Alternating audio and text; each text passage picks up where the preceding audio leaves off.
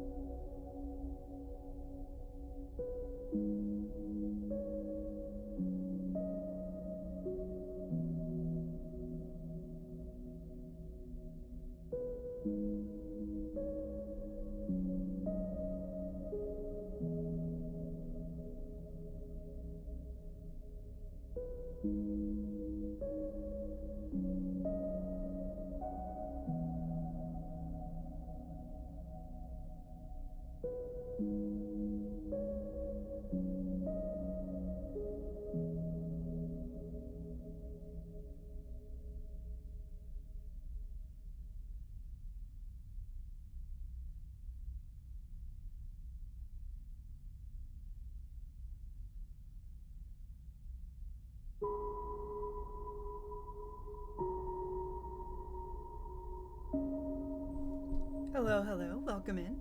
Hello, Jade. Enjoy your movie. If this is your first time here and you're watching the VOD, welcome in. It is so good to see you. Hi, Pat. It's so good to see you. How are you?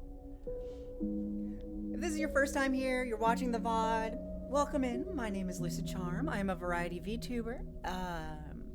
She, her pronouns. I play all sorts of games. And today, we're going to be playing some Citizen Sleeper. If you've never heard of this game, it is absolutely fantastic. I played it before. It was on, I think it was like a PlayStation Plus downloadable game kind of deal, and it's genuinely so good. I am so excited to get into it. It is a very chill and relaxed game, to be entirely fair. But we're getting back into streaming. We are getting back into doing things. Milo, welcome in. Welcome in. How are you? It's so good to see you. Thank you for the resub. 30 months, oh my god. Hi, Koi. It's good to see you. But welcome in, one and all. Sorry,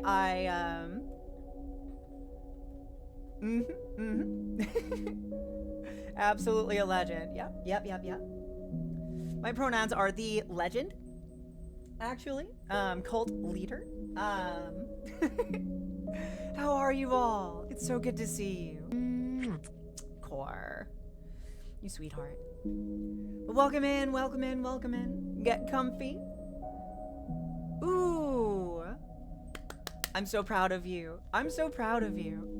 I'm doing okay. Life's been lifing a lot lately, and I've been missing streams that I have been wanting to do, but life be lifing, and we're making it work.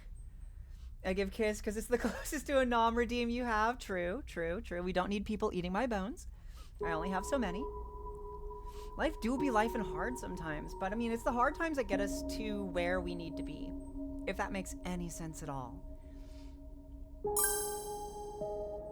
Mrs. B, welcome in. No doubt the sphere tomorrow. Oh, that's gonna be fun. How are you, Mrs. B? It's been a long time. I haven't seen you in a while. But welcome in, one and all. Get comfy, get your get your snacks, get your good luck charms, check to see if you're Waluigi, all of that fun stuff. If you want a refresher on commands, exclamation point commands gets you all of them. Oh goodness, shall we just jump into this? Because like, I'm genuinely very excited to get into this game because this game is so good. It's so good. If you've never heard of Citizen Sleeper before, it is a sci-fi, technically tabletop RPG. There's a lot of characters that we're going to be voice acting, some well, some poorly. And it's this big story to tell. And there are so many choices and options. So I'm going to need your all's help to make these choices. It's been 3 years already, Pat. 3 years. 3.5 years. Oh my. That's never gonna stop astonishing me. Like, that I've been doing this for this long. Wow. A little bit of a business before we really truly get started. If you are an artist, I am running a competition. I'm running a contest. I need to create a command for that. I need to write down that I need to remember to make that command. I'm gonna do that right now. Hold on. But we are gonna be running an art contest. And I want all of my artists, and even some of my non-artists if you want. I want ideas on what do you think that Lucy would look like as a human? Or at least more human than this. I'm very curious. I'm very excited to see. Forget to remember to join in. No worries. You should. Frost really should. I would love that. I would love that. But first place is going to be like about, I want to say like 200 something. And then like as a prize. And then second place is going to be about like half that. And then the runner up, like the third place, is going to get like a few months of a paid subscription on here. Let me resize this screen a little because this is not how it's supposed to be. There we go. And hello. That'll do. That'll do. But we are going to be making me a new VTuber avatar. I'm gonna commission the winning design, or at least like, I don't know. We can work it out. Like between, you know, me and the artist and everybody involved. We're gonna get it turned into a fully animated and rigged either 2D or 3D avatar. It depends on what we got going on. I'm not opposed to a 3D avatar. I think that that would be fun.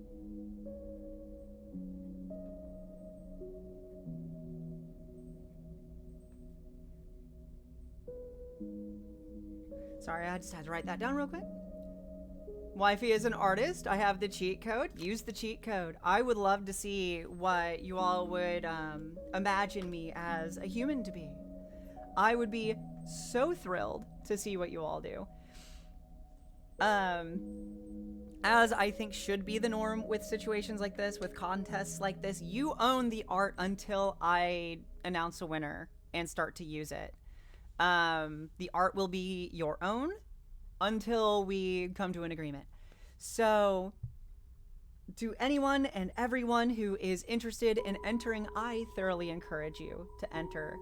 Whether you are the artist or not, I do want to know, but I'll accept it either way. So let's go ahead and start a new game. Citizen Sleeper 2 is out. I do have it. Let's play this one first because this one's genuinely so good. Now, I have played this before. I've played it on PlayStation.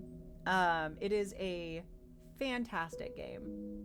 Just an absolutely fantastic game. If you're a fan of like dice-based tabletop RPGs, this is a nice, somber, quiet adventure. So we have 3 different characters, 3 different builds that we can check out. We have the machinist, The machinist repairs and modifies automated systems used in industrial resource extraction. Sleepers assigned to machinist work are usually diligent, careful, and structured people.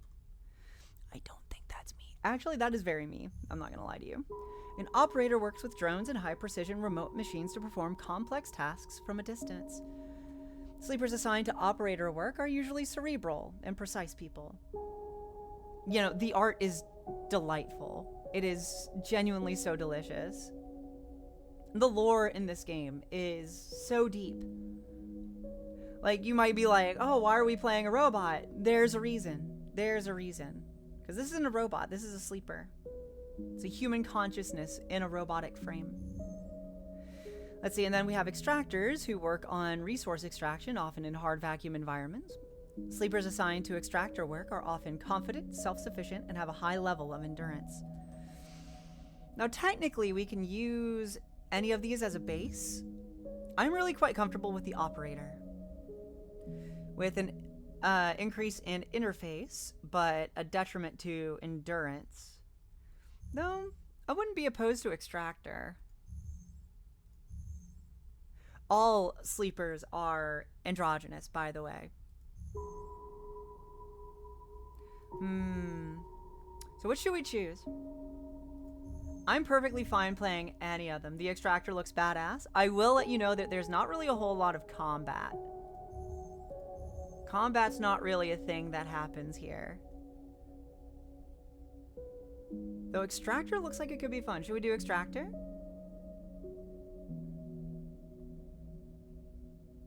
I don't care shit about stats, but visually it's cool. Very, very. I'm very fond of the operator in terms of aesthetic, but it's not like we really get to see ourselves. Let's go with extractor.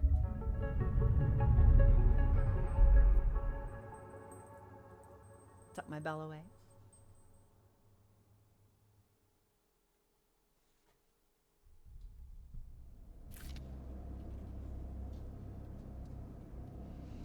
The first thing you become aware of on waking is the disconnect. The delay between thinking and feeling, between wanting to act and acting. Minor, almost imperceptible, but always present. It's at its worst when waking, when yourself has spent many dark hours recalling what it felt like to be real, to be a person, to be in a body that was indisputably yours. We're going to think of that body. A leap into a cold lake on a hot day, the sting of blood welling from a fresh wound, the friction of a fingertip. All of a sudden, the memories are closer than you thought, blurring as you approach, until you can't tell one from the other. The cold slips in, behind and around you, and the sensations fade out of reach. Perhaps you should be thankful for the dulled nature of this new body, given your current circumstances. The walls of the container feel immediately present, cold, hard, at your back and face, cramping your limbs. You resist the desire to stretch, knowing that the claustrophobia comes next, and retreat a little from your central nervous system. It isn't painful, not like you used to know pain, at least. In emergency mode, pain is a message delivered with efficiency and ease, a reminder that harm is imminent. There is no insistent throb, no trembling nerves, just a warning delivered with the banal quality of a digital notification. Right now, there are thousands of them. Ooh, the plan or the others? Let's remember the plan. You mostly remember that it wasn't a good plan, but your options were limited. And once you get the itch to get out, by any means possible, it was either that plan or something much worse. It was at least simple. Collapse the shaft, drift away in the chaos, slip into cargo processing, seal yourselves into containers, and then just hope the freighter left before you were missed. Some were lost in the shaft. Others never found the meeting point. Only a few made it to the containers. But the freighter, as far as you know, left. That feels like enough. Enough to know that you might no longer be on that grim and heartless rock. Even if, in the airless hold of a freighter, you might freeze solid long before you reached any destination. Let's try to rest. Oh, you're thinking of a haircut? It is time. It is time. What are you thinking? But you are restless. It has been a long time since you left. Surely weeks, maybe months. You are dully aware of the damage to your legs, your right arm. You've been reserving energy as much as possible, but your body is wait, hold on. You've been reserving energy as much as possible, but your body has still needed to shut down many of its systems to protect you. You have spent much of that time asleep, knowing that anything else would be impossible to endure. You feel the weight of that impossibility begin to gather. It is time to sleep again, to nudge this false body into inducing delta waves in your emulated mind, and once again recoil into a dream of when you were once a person. Time passes. The cold creeps further in. Welcome back, Jade. You feel something. Warmth. Not true warmth, but the indication of its presence. Your joints release from their rigor. Sound, too, everywhere, screeching and shimmering so loud that your body ducks your hearing to protect its sensors. Then light, white as the cold, softer and softer until in a haze of dirty yellow, a figure appears. You are out. And here we are. So this is going to be the majority of the game that we see. Is we are on a space station. So here we have Dragos, the pragmatic salvager. It's been a few hours since Dragos pulled you from the container. You sit huddled in a corner of his scrapyard, swaddled in the reflective folds of a mylar blanket. You are slowly coming back to consciousness, back to life, and you stare at the ornately curving element of an improvised heater.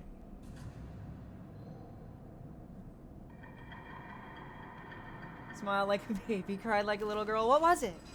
Now you have to tell me. Now you have to tell me. What was it? I love gut-wrenching movies.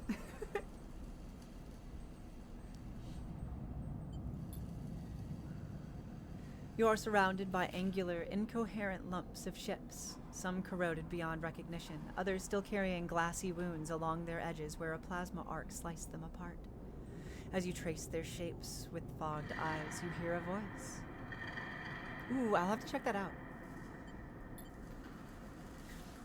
So, Sleeper, you all thawed yet? Almost.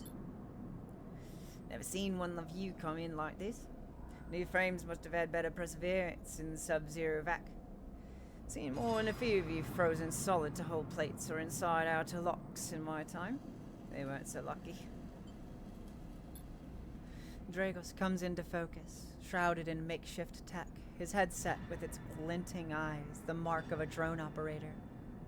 On his shoulder, one of his symbiotically linked drones perches, its irising eye locking you with an unflinching stare. Hi, Soup. How are you? No, the spider drone is so cool. It's so cool. The art in this game is beautiful. Have you played this before? If so, let me know what you think of it. If not, welcome in. You're in for a ride. Last living sleeper that came through this yard was a while ago. They didn't last long. You struggle to read his expression beneath the tech, but he seems lost in memory for a moment. Or perhaps he's just figuring out what to do with you. What happened to them? He ignores your question. I won't ask what led you to do it. To sell yourself to a corporation. And I suppose, you know, you can't go back. Your old body, that's theirs now. You are just software. A rogue emulation illegally possessing corporate property.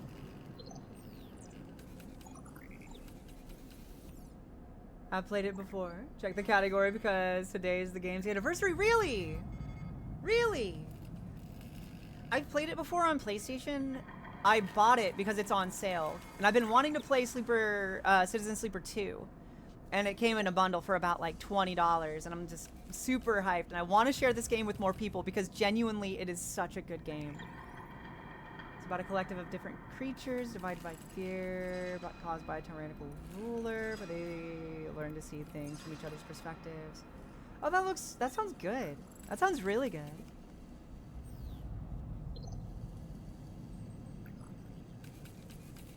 Really enjoy this sequel. It's a very different experience. I'm really excited to get into it because I'm probably going to be playing both on stream. But welcome in. Welcome in. Glad to have you here. Excuse me. Goodness. So we are rogue emulation, illegally possessing corporate property. You'll laugh, you'll cry, you'll do this multiple times. Perfect. You nod along. You remember biometrically signing the forms, the cold floor on your feet as you padded to the sleeper cells. The promise of a life off-world.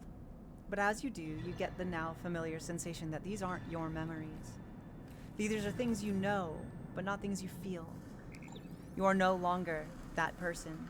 You are an offshoot, a copy. BB. What you won't know. Oh, hold on. What you won't know is what's ahead. At least the last one didn't. There's no easy way to put it. That body of yours is falling apart. It's the same for any sleeper who makes it out. SNR wants to protect their property, but if they can't keep hold of you, well, then no one can. You remember that too, or at least rumors of it from the other sleepers. Planned obsolescence, a built-in dependence on the regularly administered supplements that were part of your routine. Stop taking them and your body begins to shut down, separate from your emulated mind. How long has it been? How long do you have? The avalanche of feeling, absolutely. But for now, sleeper, you are one of the lucky ones. Dragos glances up and away towards the glassy dome of the yard. The Eye is the best place you could be right now. The Eye? The station. You'll see soon enough. Dragos impatiently shifts his weight. Look, I've got things to be getting on with. He trails off. There's an old freight container I've been using as storage out in the stacks. We haven't been pulling in much valuable scrap these days, so you're welcome to it. Wifey wants a margarita. Sounds awesome to me. Go walk around. Nothing but love.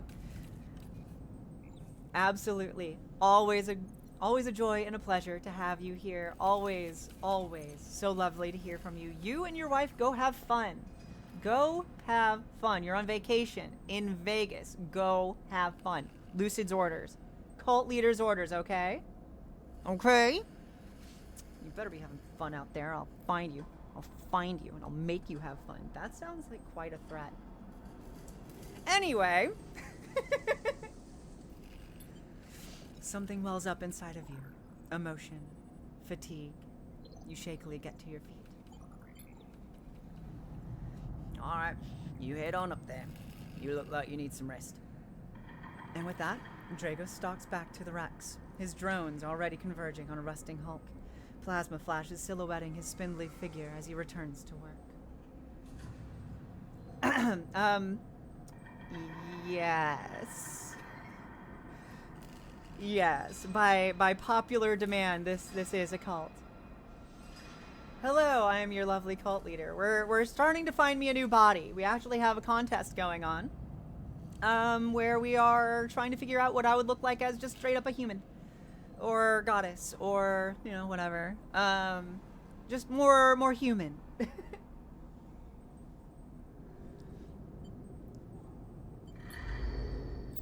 So first place is around like $200, second place is about 100 something, and then third place is like a few months subscription to this channel, and the winning design is going to get turned into either a 2D or 3D. Hello, motherfucker. Either a 2D or 3D rigged avatar. Show me to the kitchen. I'm making chickpea stew. Oh, that sounds so good. Welcome in. Welcome in. Oh, I need to change that. I need to change that. I'm glad that it was you that followed and you said that you were going to follow, because I want this channel to have fully anonymous follows, and that is new. That is new. Hold on. One moment. Where would it be? Events? Twitch?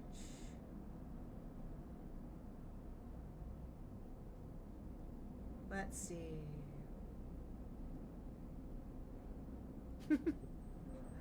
But welcome in, Soup. Welcome in, welcome in. I'm honored and privileged to have you here. Oh, let's see. Would it be under action groups? No. Where would that be? Where would that be?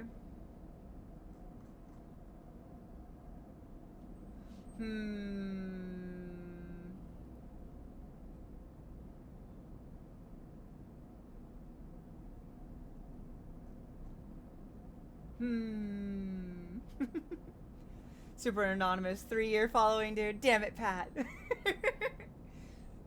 Pat, go have fun. Unless this is fun for you. If this is what you would consider fun for your vacation, by all means, you are welcome. You are invited. You are absolutely welcome here. But yeah, if you, !Discord. If you put in !Discord into the chat, it'll put up a link to the Discord server. We're trying to do some more fun things there. Oh, let me see. Nope, that's not what I want. Oh, goodness, goodness, goodness.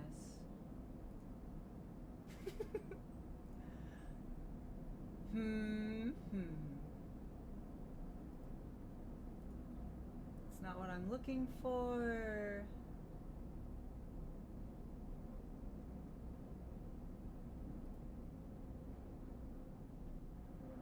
Let's see. She's getting ready. I'm waiting. It happens. Trust me, I know I take forever. It's a woman thing, I think. Would this be this one?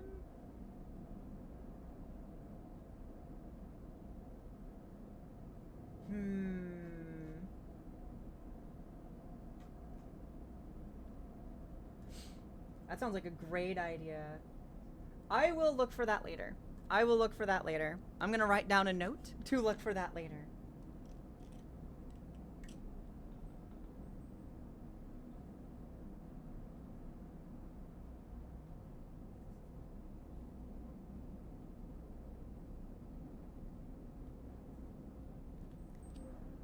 Femme presentation has its demands. It does. It does. Beauty is not painless, and it is not something that you can rush.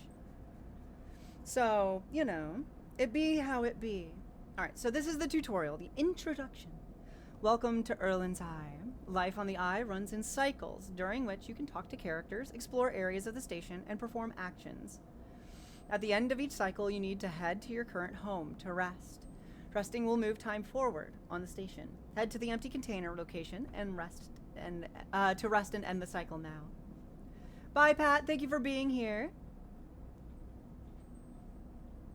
But yeah, Soup, if you have any information that you would like to share with the cult about yourself, if you want to, no pressure. I have finished this game before. I have, at least once that I remember. I think I played as an operator. It was on, God, what was it? PlayStation Plus, Essential? No, it wasn't on the Essential tier. I think it was the Extra tier. But I remember playing this about a year ago. Alright, so the scroll wheel moves us around through the station. That's good to know. For now, let's go to the empty container and end the cycle. It's time to take a nap.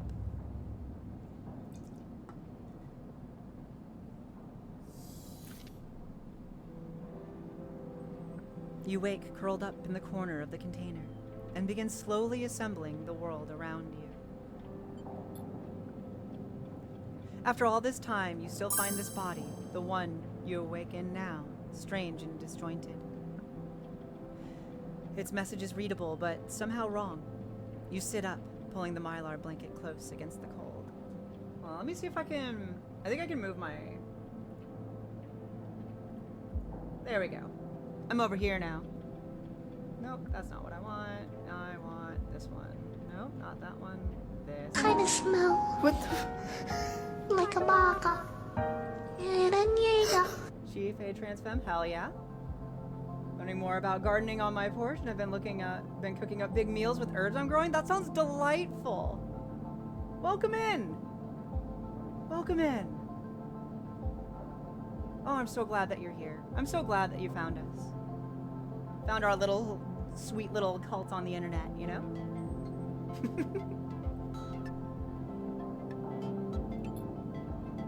Here you are on this ruined station, millions of miles from anyone you know. Are you still in the system? Did any of the others make it out? It's impossible to know. After all this, what matters? Escape, getting answers, or building a life?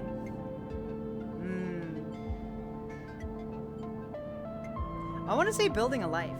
I think building a life matters.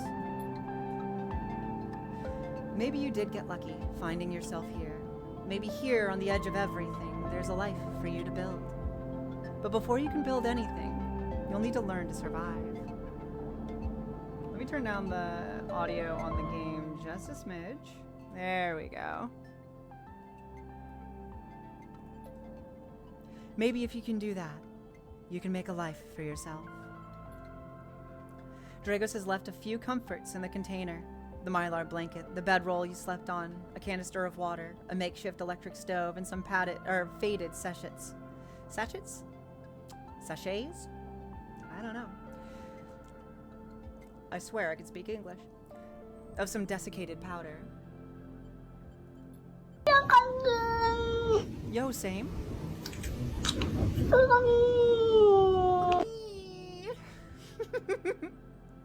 You thumb the power stud of the stove and begin to boil the water.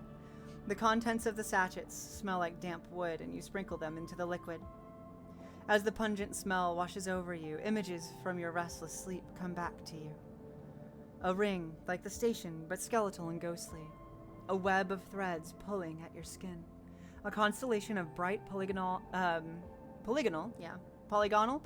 do you pronounce it? Like angular suns burning into your mind. There's something unpleasantly visceral about these images, and it's long before, and here I am wanting to be a voice actor. There's something unpleasantly visceral about these images, and it's long after you've finished drinking before they begin to fade. You tidy away the stove as best you can, and try to gather enough energy to greet the day. Alright, so polygonal. That is very fair. You're doing amazing, sweetie. Wow, look at her go. Thank you, Mello. So, things to keep an eye on. We have our condition. We have the action dice here in the middle. And then we have our energy bar.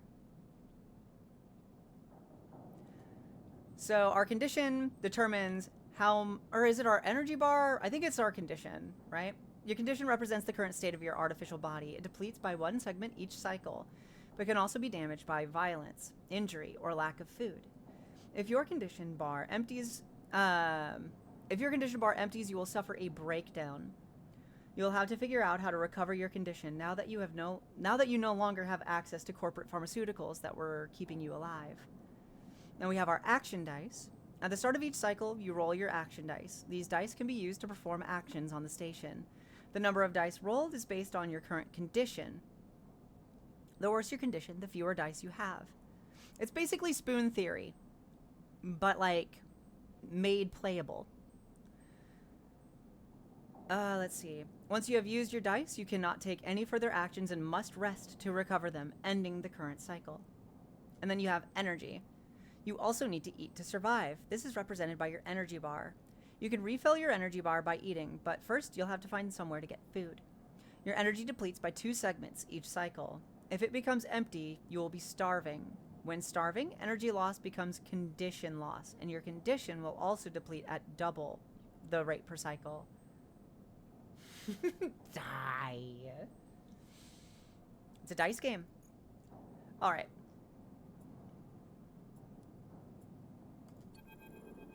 We have rested. We have dice and condition and energy. We are hongy. Dracos is standing in the corridor when you close up the container.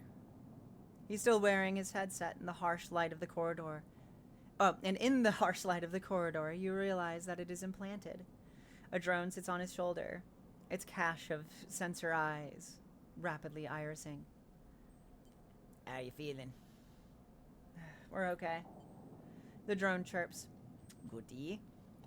You notice that beneath the operator's rig, his skin is marked by burns and blotches.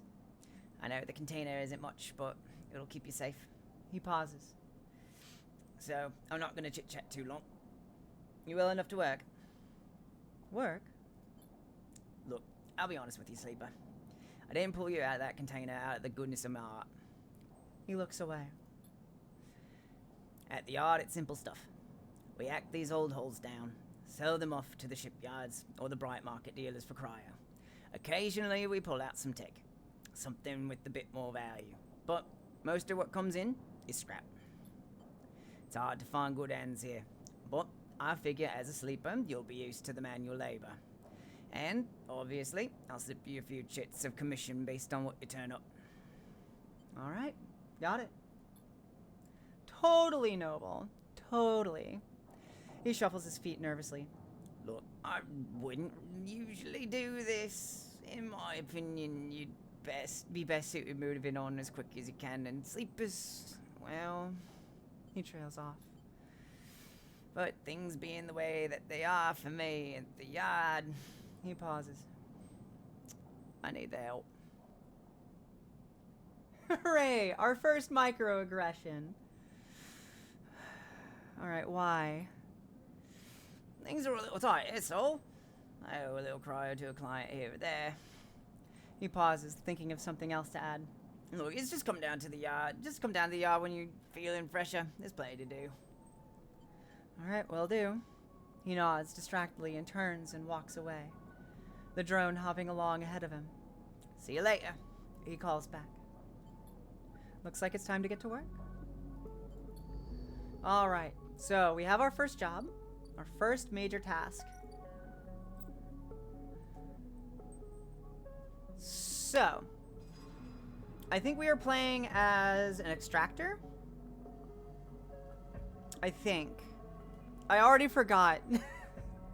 I've already forgotten what it is that we do. We have better endurance. That's right. So, let's see.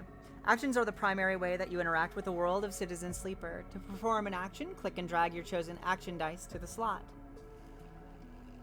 Actions reward you with clock progress, energy, condition, or items depending on their outcome.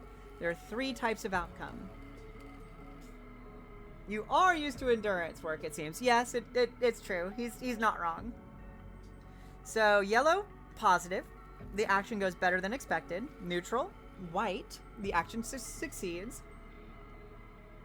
Negative, red. The action fails. No, absolutely. But I mean... like, let's be very real about the nature of this game. You are essentially playing as a complete and total minority with absolutely no rights, as well as an autoimmune disorder that you have to continuously medicate. A refugee, too. Yeah, absolutely. You have minimal rights, if any. You're constantly dying. And you're the only one of your type on the entire ship that you know of. So, I mean, like... let's be real. It kind of makes sense. And so for people who aren't accustomed to that kind of treatment, it's a bit of an eye-opener. So let's see. What do you mean? Oh. Oop. The pets go into the void. It's true, they do. I could put myself back over here. Oh, look, there's 2 of me. Hi, me. Hi, me. My, you're pretty today. Aw, thanks. You're such a cutie. And boop. Okay.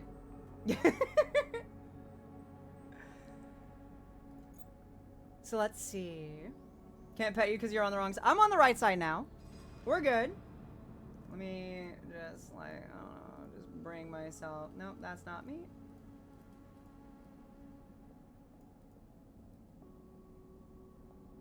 Down and...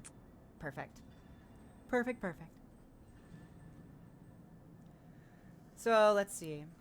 Actions display information about their type, risk level, and the skill and modifiers that apply to that action. First is type, either critical or repeatable.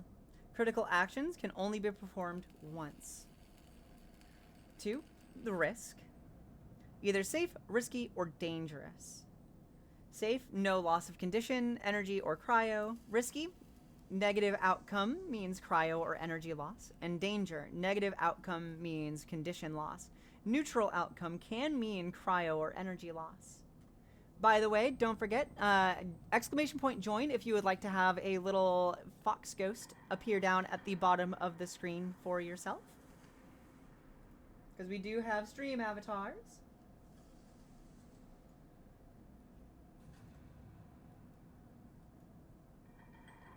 Always fun. So let's see. And then we have the skill. The skill that this action requires, either engineer, interface, endure, intuit, or engage. We have the modifier, either -1, like -1, 0, +1, or +2. This is added to the action dice when slotted and improves its value. Some actions require a +1 to perform. Okay. So we can either dissect the hull or manually salvage. It looks like this cycle clock goes regardless of which of these actions we end up doing. And each successful action fills up this clock. So, let's see.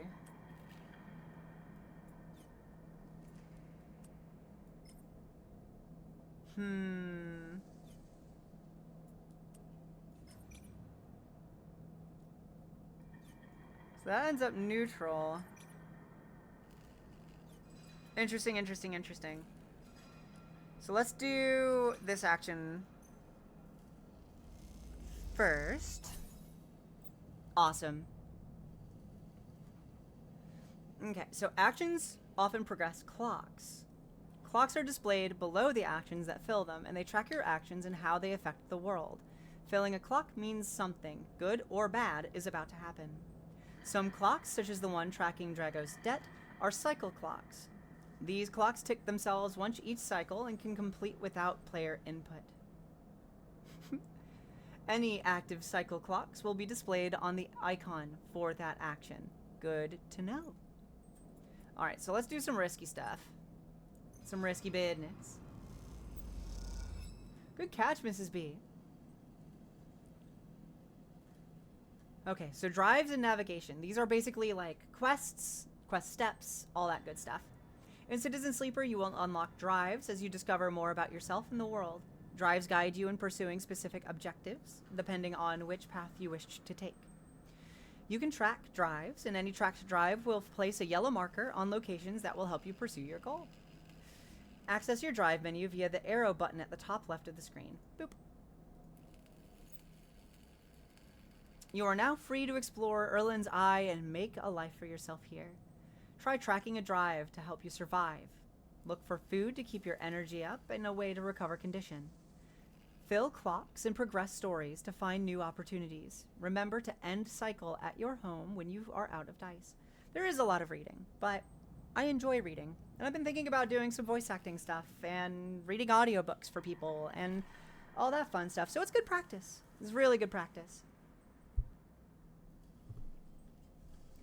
Use the mouse wheel or W and S to scroll along the station. Rotate view with A and D. Good luck. Cool. Okay. We need to find a doctor. So how do we go back? Right mouse click. Good to know, good to know, good to know. Okay. Dock C4. Helion Crossing. Merchants willing to run the gauntlet of the Helion system are rare. But those that do always return. Eventually. Yeah, there is no, like, inherent voice acting to this game. All the voice acting that you're going to be hearing in this game when I'm playing it is me. And then we have salvage. Alright. A lot of good reading and cute girls. I'm going to count myself among the cute girls. Thank you. I'm glad you recognize. And yes, it is a lot of very good reading. The writing in this game is fantastic. So let's see. Let's just explore the rotunda, because it's, at the very least, just risky and not dangerous. Though, we have a 50-50 chance of things going bad, so maybe... but we need food. We need food. We need to explore. It's risky, but we need to.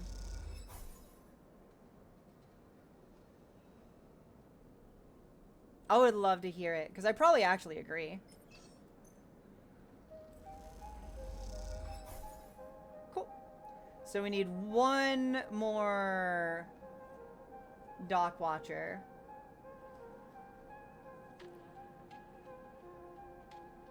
And so far we haven't gotten any on the Havenage watch list. Or Havenage? Why can't you set up your pronouns? It's a text game. I think it's so that the player can kind of do it on their own.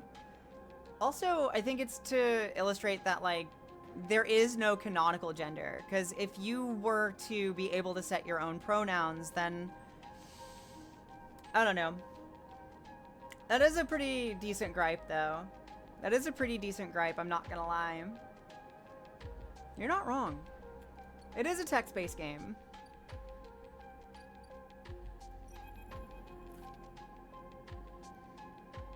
She's adorable. Hey, you! Wanna earn a chip? Why am I giving all of them Australian accents? Why?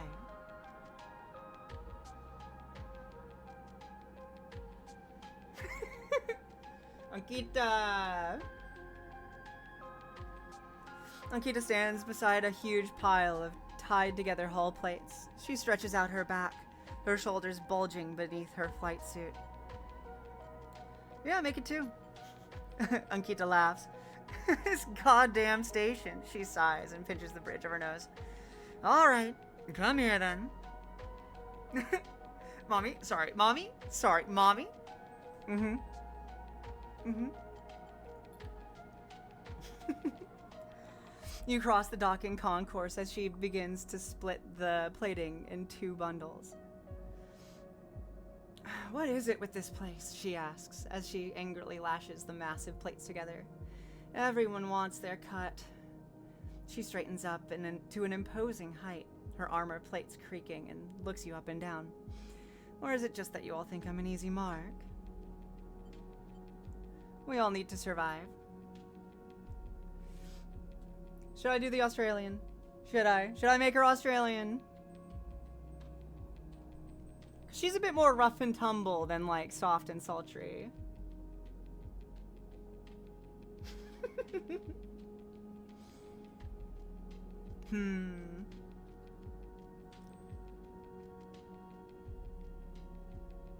Let's make her a little bit softer and sultrier. Make her whatever you want, but also have it. Absolutely. Ankita softens. I get it, I do. She shakes her head. But if I could go just one cycle without some jumped up grifter trying to take me for an idiot, that would be nice. Ankita hoists one bundle of plating onto her shoulder. Come on then, enough chat. You've got to earn those chits. You struggle to shoulder the plates, but you do eventually. Ankita gives you a look, shifts this way, and she sets off down a gantry at an impressive speed. As you catch up to her, she turns down a passage, pushing through a small crowd of stevedores. Stevedores? Stevedores? I am not familiar with that word. One moment. Google.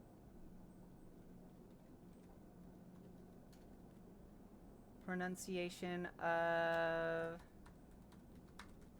stevedore. Stevedores. It's a stevedore. It's a stevedore. What the fuck is a stevedore? Stevedore is pronounced stevedore or stevedar in the UK. Typically broken into 3 syllables. Stevedore, it rhymes with steamer door. Cool. The emphasis is on the first syllable, ste. Porter or a carrier of things. Good to know. Good to know. Meaning. A person or company responsible for loading and unloading freight from ships at port. Oh, so it's like a porter. Got it, got it. Interesting. Very interesting.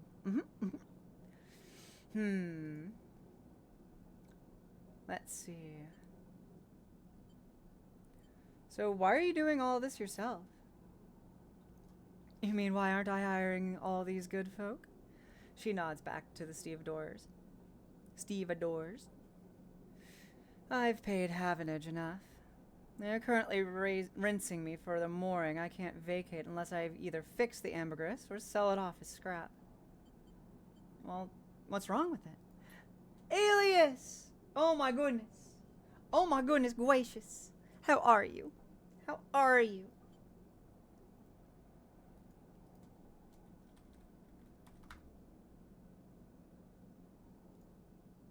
I'm gonna put voice acting on there.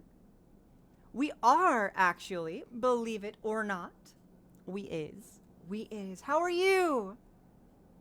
It's always so good to see you. I've missed you.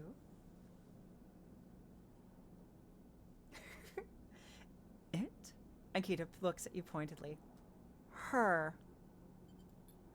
She rapidly turns another corner as you trail behind. Hold on. She got cut up pretty bad on her last job, and I had to moor up here for a spell. But since then, it's only gotten worse. Someone got in and sliced the core from our ship mine, so now she's gone dark. She shifts the panels on her shoulder. Life update time, though. Fully finished with university. Yay. Graduating in a week and a bit. Yay. Got a job lined up for after graduation. Hell yeah. I'm proud of you. I'm so damn proud of you. I want her to romance the ship so bad. It's just not what the game has in mind. There's a mod. I'm sure there's a mod somewhere. Somewhere. The upshot is that I'm short 1 ship mine with a ton of repairs to do, and the rest of the crew signed off the moment they got wind I'd been stranded. So yeah, it's been a time. Alright, well, anything I can do to help? I don't know. Got a ship mine tucked away on that frame of yours. For a moment, you aren't sure if she's serious. Akita swings the plates from her back, almost knocking you over in the process. Oh, this is me. She hauls the second bundle off your shoulder. You're the first person I've met here who might actually be considered helpful. She pauses, chewing her bottom lip. Look, you want to help? Come see me. I need a hand putting Amber back together, and you don't seem like the type who tried something stupid. She passes the bundles of plates through the ambergris's outer lock and then turns back. Just don't go spreading all this around. She throws you a couple of chits. She gives you a parting nod and ducks through the doorway. All right, get out of here. She calls back, and then the lock slams shut. Awesome. We have a new drive discovered. And we have found a restaurant. Do we have 10 money? I don't think we do. No, we do. So we have 27 cryo. If we get a drink, it's 6. If we get food, it's 10. I think we need food. So we're gonna spend 10 cryo getting some rations. I did find the bar. We found the overlook. Alright, and that's all I can afford right now. In the meantime, I do need to find a doctor.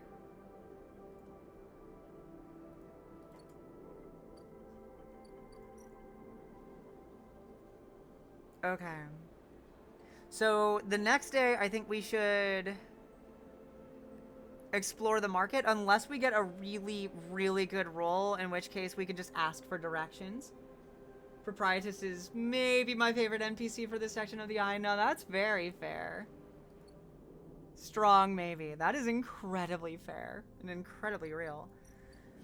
Alright, so now we have unlocked the ambergris. We need a skill upgrade to rewire drones.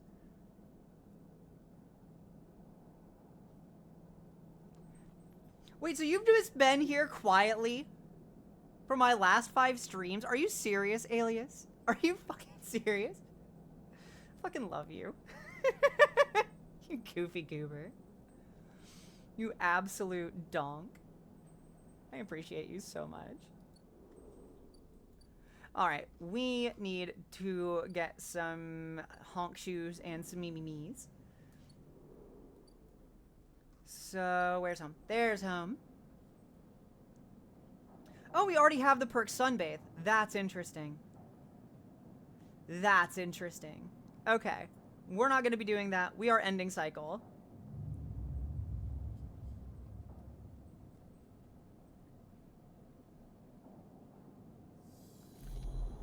Had to have quality background noise while working hard, so I did not hardly work. You know what? I'll take that. I'll take that. I will take that and I'll put that as like a pin in my hat, if you will. It's an honor. It's an honor to be the quality background noise. Also, don't forget that I do post VODs. I do post VODs over on YouTube. And if you want to know about my YouTube, !YT in the chat. Just like that. Also, if you want to be a member of our Discord, !Discord. Just so you know. There's also a link down in the About section somewhere. That area is a little bit too wibbly wobbly and not nearly enough timey or whiny. So, you know, I don't really venture there that often. So everything is a little bit odd. We are in the container, forced to your walls. Let's see. This time you don't wake up. Instead, the ghost of the station, that shifting skeletal ring, surrounds you. For a moment you are gone, absent from your own body, stretched out across a colorless void. Then the connections begin to establish themselves, threads tugging on the edge of your mind. These threads become vectors of exchange, and then extensions, as you feel your thoughts slipping away down them, dissolving into the millions of distributed nodes they connect to. You see the station. No, you feel the station, like a web of texture in a smooth, black liquid. We're going to observe it. Even though you have no eyes, no sight, you see, feel the map of the station. No, not the map of the station, but the map of its connections. It's a looped cloud, with spokes and spires that jut out into space. It is an ingrown thing full of obsolete loops and severed pathways. It is a system, a map, and a territory, all at once. You notice a tugging feeling pulling at you insistently, as if it were a small child. Somehow it is pulling in 2 directions at once. You look down. All of a sudden, everything shuts off. You come back trembling into this unfamiliar body, both yours and not yours, all at once. You find yourself standing in the container, eyes now open to the dark steel walls. You feel a change within you, a shift. You close your eyes for a second and you feel it waiting there. The station splayed out across your mind, a storm of connective nodes waiting to be explored.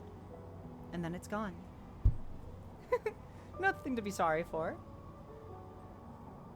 Alright, so for those of you who do not want squid noises directly in your ears, you are invited to turn the volume down for about like 3 seconds. For those of you who wish to hear it, feel free to turn up the volume. In 3, 2, 1.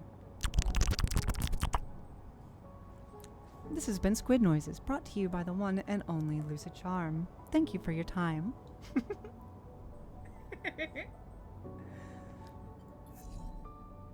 Taco! Oh my god! How are you?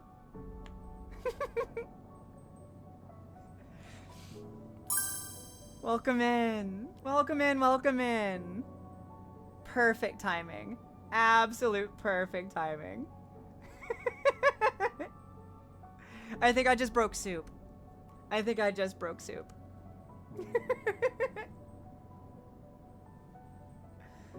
How are you, Taco?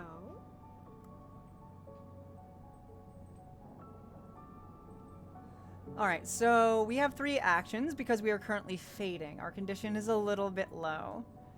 But we have 3 really strong actions to take. Doing good, chilling at work. Good. And then there's the low end gate. It costs 60. That is not great. Is your workday going well? Are we keeping you company while you're slaving away? I hope so. I hope so. A friendly voice in your ears is always a welcome distraction from work. Ugh. All right, so we're gonna go here. Literally doing nothing? Well, you're literally watching my stream. So, like, you know, it's all good. All right, so we have 100% positive, a chance for a 100% success. I'm so glad that you're here, Taco.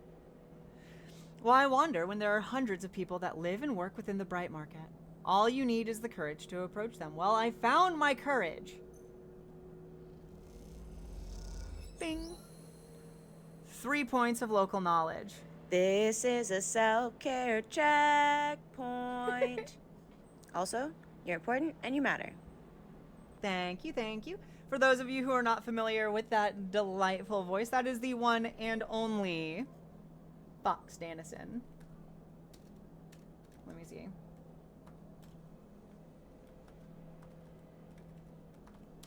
Think I spelled their name right. Did I? I did! I can't wait for them to come back to streaming. I hope that they do. I've missed them. I miss their streams. They're a fantastic streamer, by the way. Just so you know. But the self-care checkpoint means stretch, drink some water. All of the self-care stuff.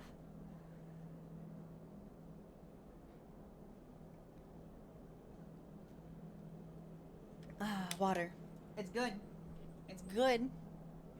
Have you had water today? All of you watching, have you drank water today? Like actual water, not like an energy drink. If no, please do. And if you don't like drinking water, then at least something hydrating. Just do it for me. Do it for your delightful cult leader, please.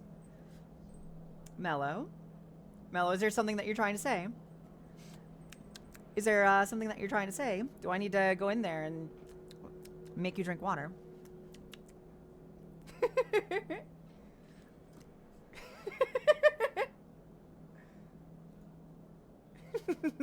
Time to sip. Good, good. Pat, pat, pat, pat. That's my cult. It's my delightful cult. Okay, so we found 2 things. No, 3 things. Beautiful, beautiful, beautiful. So we found the Ort Exchange, where we can buy and sell hardware. We have found a food vendor. Emphas is busy, his broad face uplit by the makeshift gas burner in front of him. With precise, delicate movements, he lays thick chunks of marinated fungus into a dented wok. His other hand idly tossing a metal bowl of sliced vegetables in some red-flecked dressing. The smell is incredible. You watch as he fulfills a set of orders, heaping the fungus with the bright salad and depositing it in plastic trays. A stack of chits rattles in his apron pocket as customers file past the burner, handing over payment. You join the queue. It's mostly made of off-duty salvagers, vac suits unzipped and rolled down to expose stained vests, grubby mods, a lattice of scars and tattoos. They discuss the best food on the eye, the best drink, comparing notes on bright market dives, their words cut through with heavy spacer slang. Eventually, it's your turn. You shuffle to the front. Emphas speaks in a deep, even tone without even looking up. First try is free. Thank him. The smell is almost unbearably strong as he cooks. The earthiness of the fungus laced with something so spicy the smoke makes your eyes water. The heat from the burner is like a bonfire, and your skin hardens in its glare. I know you sleepers. Emphas says while he cooks, his voice deep but clear. A hard life. A lot of stories. He glances up from beneath his cap with piercing eyes. I know. Tell him a story. You begin to tell him about your journey to the eye, and he nods as he cooks, his eyes never leaving his work. You tell him of the confusion, the pain, but also the sense of possibility and its sudden arrival. You tell him of the cold and the dark of the container, and the endless cycles spent within it. Now, it seems, you tell him, like some dream that you once had but can never forget. You tell him that the eye excites you and scares you, and that you are unsure where to walk, where to look, what to do. Eventually, you tail off, running out of words. He places a plastic tray of steaming fungus in your hand. Next time we can talk some more. He smiles. But next time, you pay. He slams a heavy hand against a button on the burner's side, and it shuts off. The roar of the flame and its impressive heat fades. Next time then, sleeper. He waves you away and begins to oil the walk. Before you turn back to the alley, you notice the geometric patterns of circular scars across his forearms, each surrounded with a constellation of glinting pin marks. You walk away, and as you do, you take a bite of the rich, spicy, delicately sweet fungus. Your taste sensors light up like a fusion reactor. You'll be back. He's great. He's so great. Next. Comes the call from the enforcer at the door. You shuffle down the flickering hallway towards the open apartment door. You keep your head down and your shoulders high in the queue, trying not to bring attention to yourself. No, seriously, they sound so good. The way that they're written sounds delightful, and I love spicy food. You were thankful for the tip-off that a doctor was operating out of this place, but now that you're here, you aren't so sure. The gang enforcer on the door, the flickering light strips, the decaying hab block. They have all made the long queue a test of your nerve. But your options are few, and without a supply of stabilizer, this body, your body, well...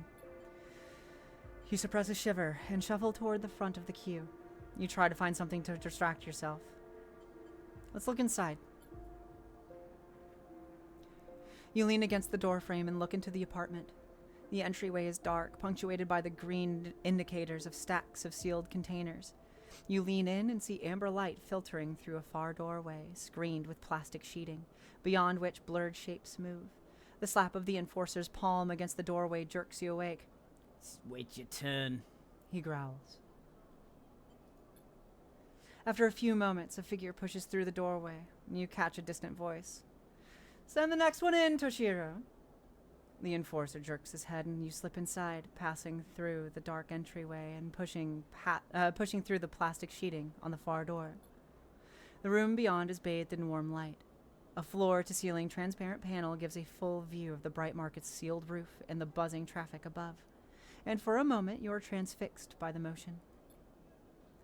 Come, sit, calls a sharp voice, and you see a silhouetted figure turned away, replacing the plastic sheeting over the frame of a simple folding bed. You make your way across the room. The figure turns, and as they do, you see the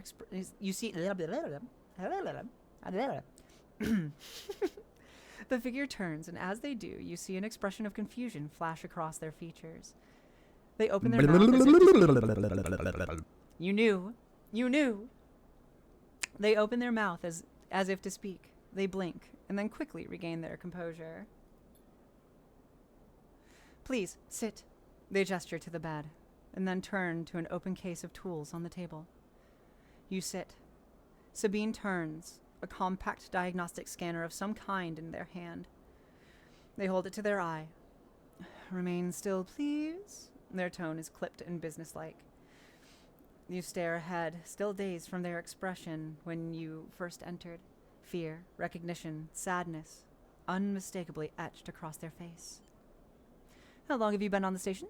They ask, scanner still to their eye. A few cycles. They nod. It's good you came to me. They set the diagnostic scanner on the table. I'm going to start by assuming you don't know anything.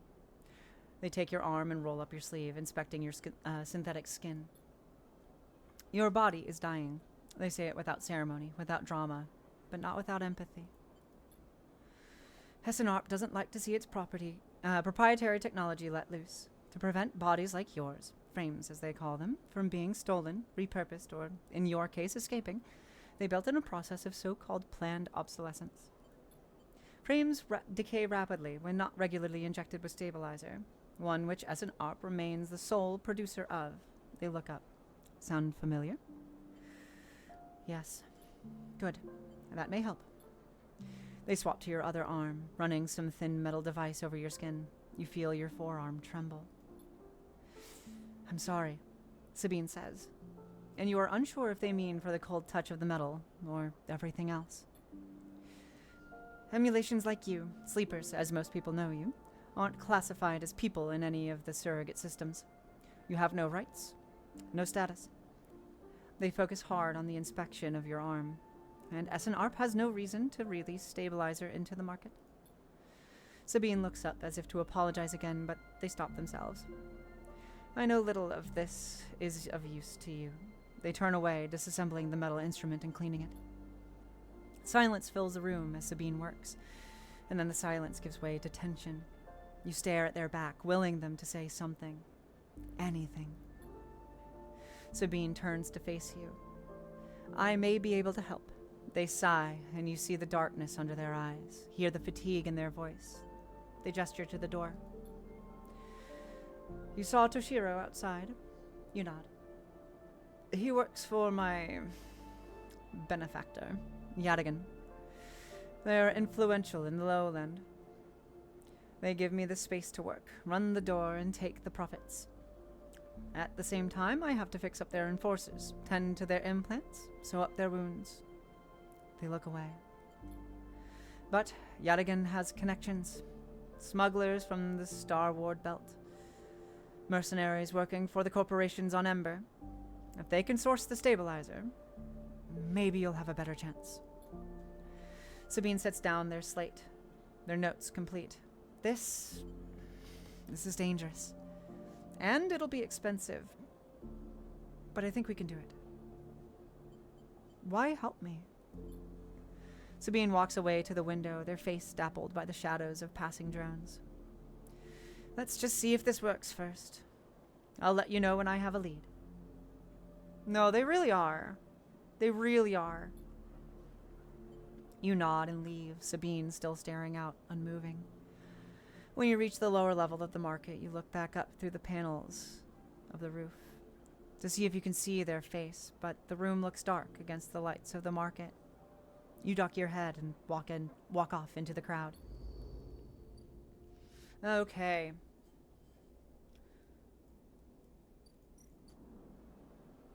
So we need to wait 3 cycles.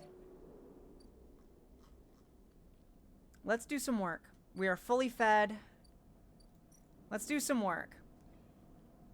And I have a feeling that we could probably do one here and then one here. Manual salvage and hull dissection. Though, that worked really well. Let's just do that again. I don't see a reason not to. Cool. One more, and I think that we've got that. Alright, but now we're tired, so let's go home. Let's go take a nappy nap.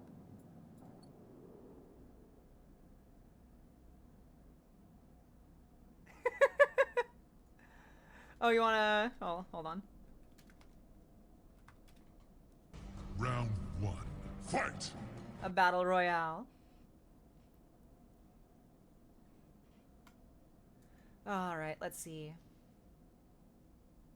I could make that a channel point redeem. It's not a bad idea, actually. Hold on. Let me write another note. It's been a note-taking kind of stream today, huh? While I do this, you all tell me, how are you doing? I would love to know some good news from anyone. If you're listening and wanna type in chat, wanna share some good news, I would love to hear it. I would love to hear it. If all you have is bad news, well, we still want to hear it. This entire channel, this entire community is built on mutual support. You have a date this weekend? Oh, that is good. That is good. Are you excited? Are you excited?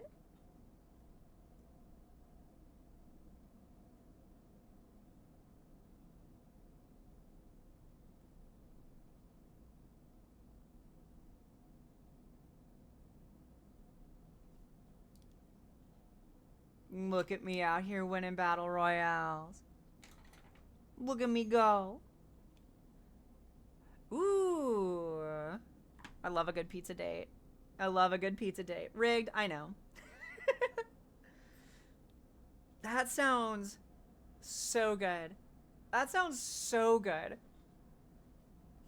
Mello and I went to a local Japanese place today. Got some sushi, some yakisoba. It was delicious. A nice little impromptu date. It was a lot of fun. A lot of fun. Alright. Right now, though, we need eeps. We need eeps. What's your favorite kind of pizza? I'm curious now. I'm curious. Again, the skeletal ring of the station fills your mind. It sparkles with glittering lights like stars reflected in a winter lake. It is clearer, crisper than before. The threads still pull, but you remain in place, flickering in the flow. Between the threads, you see bright shapes. Caches of shimmering light beneath transparent crystal forms. I think it's caches. I could be wrong. I also want all the pizza. So, Soup, you're bringing us with, right?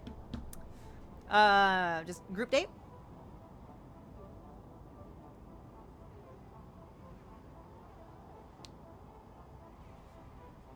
Open to a lot as long as there's no meat.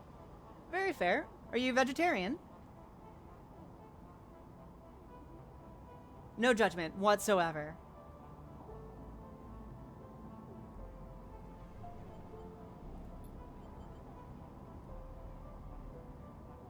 Let's see. You begin to understand. These are nodes and connections. A map of information, of communication. There are so many layers, so many loops that it seems almost impossible to parse, but you begin to try. Eat fish infrequently, but no red meat? Fair. Very fair. I never developed a taste for fish. I am slowly trying to. Very slowly. Unfortunately, because of 13 years as a vegan that was not eating healthy, I am now anemic. So I eat a lot of red meat. So hopefully you don't hold out against me, but we'll see, I guess. It's mainly for dietary reasons. Let's see. Let's focus on the threads. There are more threads than you can count. You choose one that passes nearby and approach it. As you inspect it, you understand why you instinctively chose the word thread when you first saw them. They are not single lines, but rough, fuzzy things woven from data strings of all kinds. I just beef with factory farming. That is very fair. That is very fair. Factory farming is horrendous. Unfortunately, at this point, it is very difficult to not give in to them. I have a very strong feeling that what we consider food isn't even food anymore. But that's a conversation for another time. The threads and nodes, passages and puzzle boxes, one leads to another. There is so much here, so many answers, so many questions. All you need to do is follow the paths and open the boxes. You look out across this ghost landscape of exchange and see an opportunity. But then that insistent tugging again, pulling at you. You look down again and see two lines, two threads pulling in different directions, as if they were tied around you. The first.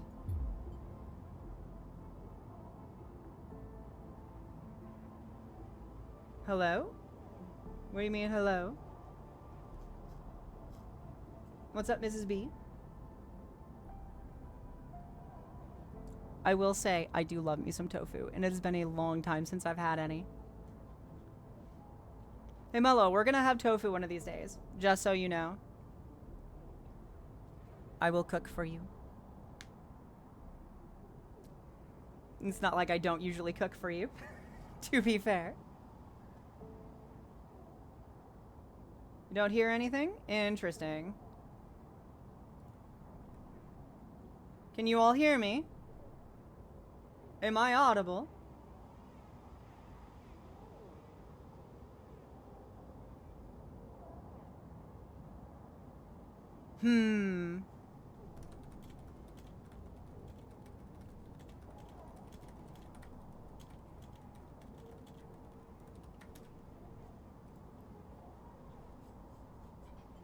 The first thread leads out, away from the station, into the inky black. Someone out there is tracking you, hunting you, following the thread to you. They are in a ship. The ship is approaching ever closer with each cycle. Oh my god, I would love a good tofu scramble. I haven't had a tofu scramble in like 2 years, 3 years?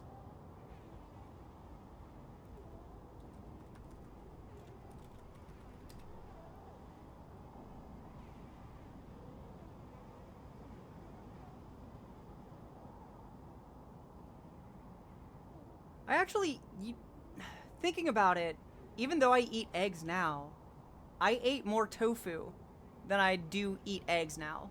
That's weird. That's weird to think about. It's really weird for me to think about.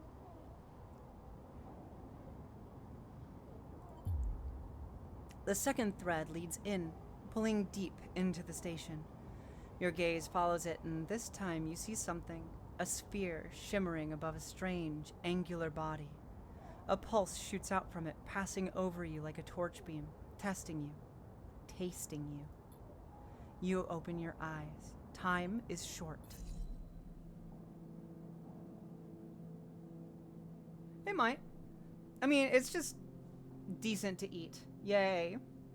Tofu. It's cholesterol-free protein.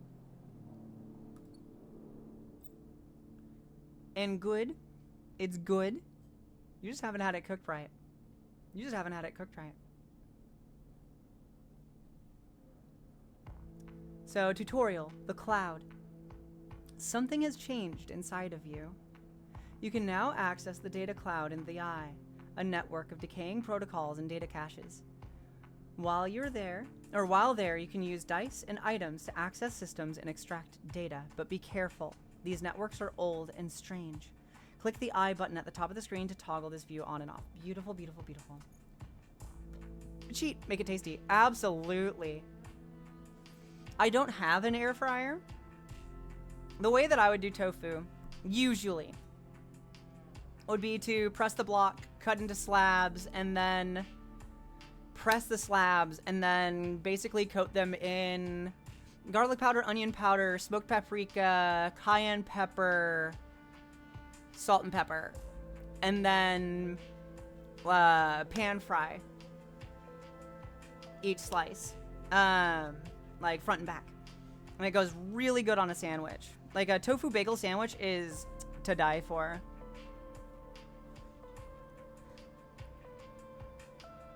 No, that sounds good.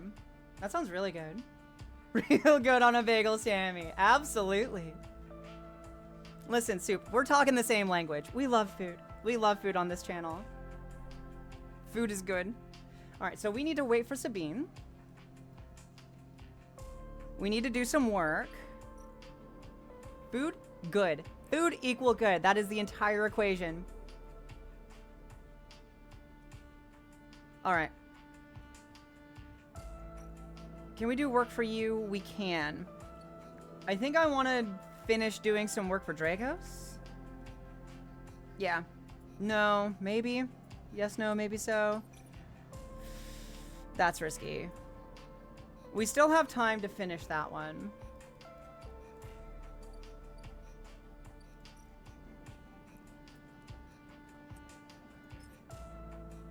Let's give this a try. Okay. Just a little bit of work.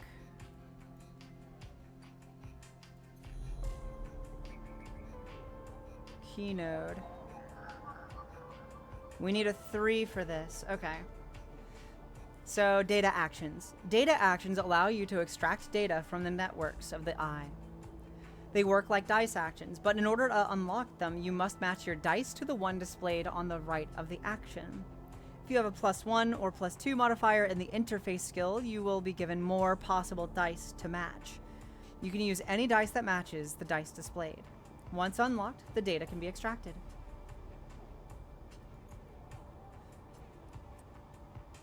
This node is orbited by the remains of a corporate countermeasure broken long ago by hackers. Let's bypass and extract the data. Food is one of the many reasons to live. No, it is. It really is. Do y'all want a personal story? Aww. Thank you, Mello.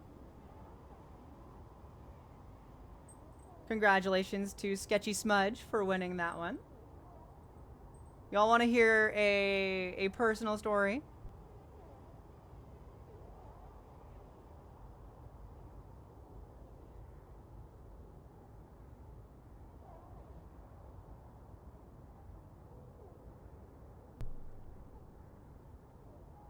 Because, food is one of the main reasons to live, is, one of the many reasons to live, yes. Sparking memories. I think it was back in, like, 2018? 2017, 2018? I, stopped being able to swallow food for, like, half a year. So, like, I almost died. So, like, food is good. Food is good. Food is very good. I will never say no to food. Ever since then, I'm just like, yeah, food, good, yes. I like much. I like a lot, actually. Let's see. We can go check out the shipyard. What else is there? Because we have a 1. We have a 1.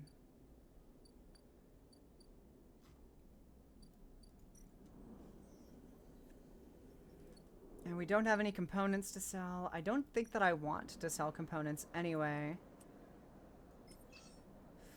We have a 50-50 shot. We're gonna give it a go. Ah, okay, cool. Neutral outcome, but neutral outcome is still good. Interesting. Hold on. I think I left something somewhere, right? It's not here. It's not in the Solheim cipher.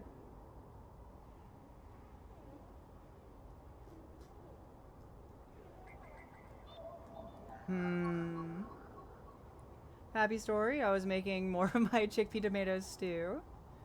The Trans Femme picnic near me, and I was like, someone has to bring vegetarian food. Most of the food was veggie friendly, and my stew was finished first. Yay! Of course. That sounds really good. Like, genuinely good. It's been a long time since I've had chickpeas. Maybe I should have them again. Maybe I should. Maybe I should. I do have one encrypted key. But it doesn't seem like I have access to it here. Unless, can I go in? No. Cheap in a can and easy to cook? Absolutely. You can use the bean water for all sorts of things. It's a really good egg replacer. Aquafaba. Yeah, and that's very fair. That is very fair.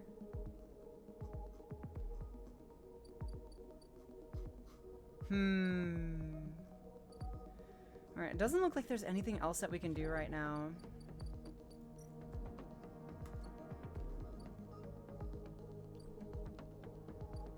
I will say if you do want to use aquafaba and you've never used it before, get the unsalted chickpeas. Because it will mess up other recipes that you want to use the aquafaba in. But you can whip it to like stiff peaks and all that fun stuff. Alright, it costs 15 to eat here. We're gonna eat. We are going to eat. We are fungus fans here. Cool beans. By the way, if you get a 20 on that D20, it is a, I think, month of VIP. I think that's what we're doing now, right? We could do that for like 2 weeks. I don't know. We'll see. Let's just say a month of VIP. But if you get a 1, you get timed out for about a minute. So, you know, there's a risk. It's not all reward. Alright, so we have a new cycle clock for hunted. Someone out there is tracking you, following your trail. It won't be long before they arrive. So we have 1, 2, 3, 4, 8 cycles? Have you ever started bartending at the place that sells drinks? I don't think I have. I don't think I have. No, wait, I have. I actually have. Am I able to do that here? I think I need to become a regular. I think I need to become a regular first.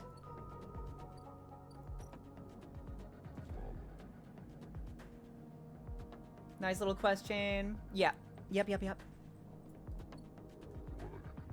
Wait, no, I wanna end cycle. There we go.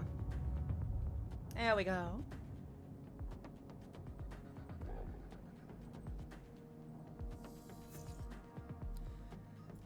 Alright, our condition is still going down considerably. We have a 2, a 3, and a 6.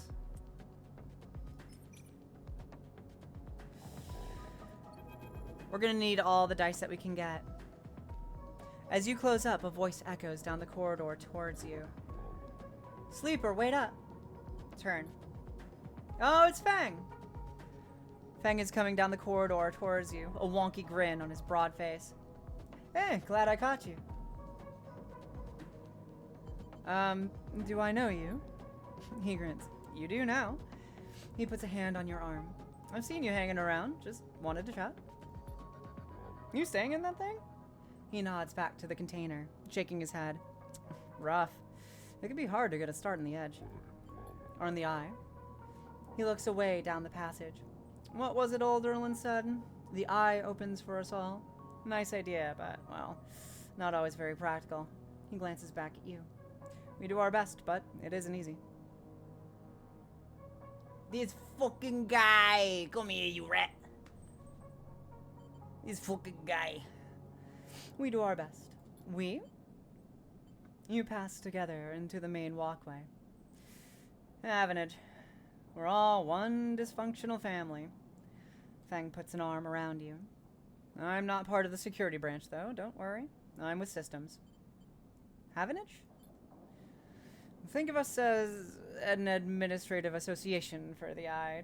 Depending on who you talk to, we either emerged as a response to or a continuation from Andre Erlin's original union. He smiles. Personally, I avoid the topic. He stops you in the quiet passage. Look, that's not what I'm here to discuss. I've been seeing some unusual network activity, and, well, I know a little bit about you sleepers. I have a small proposition for you. He glances around, but this is not the place for it. I have an office just across the way. Give me a cycle or two to prepare. Then, when you are settled, stop by. He lowers his voice and gives you a dark look. In truth, Dumb ways to die. So many dumb ways to die. Dumb ways to die. So many dumb ways to die. in truth, I need you. If what they say is true about you sleepers, well, there's work to be done. He pats you on the back, his voice bright and his dark look suddenly gone. Stay clean, sleeper. He walks off down the passage, raising a hand in farewell. So we have been introduced to Fang. Alright. Think we have the ability to finish the manual salvage. Awesome.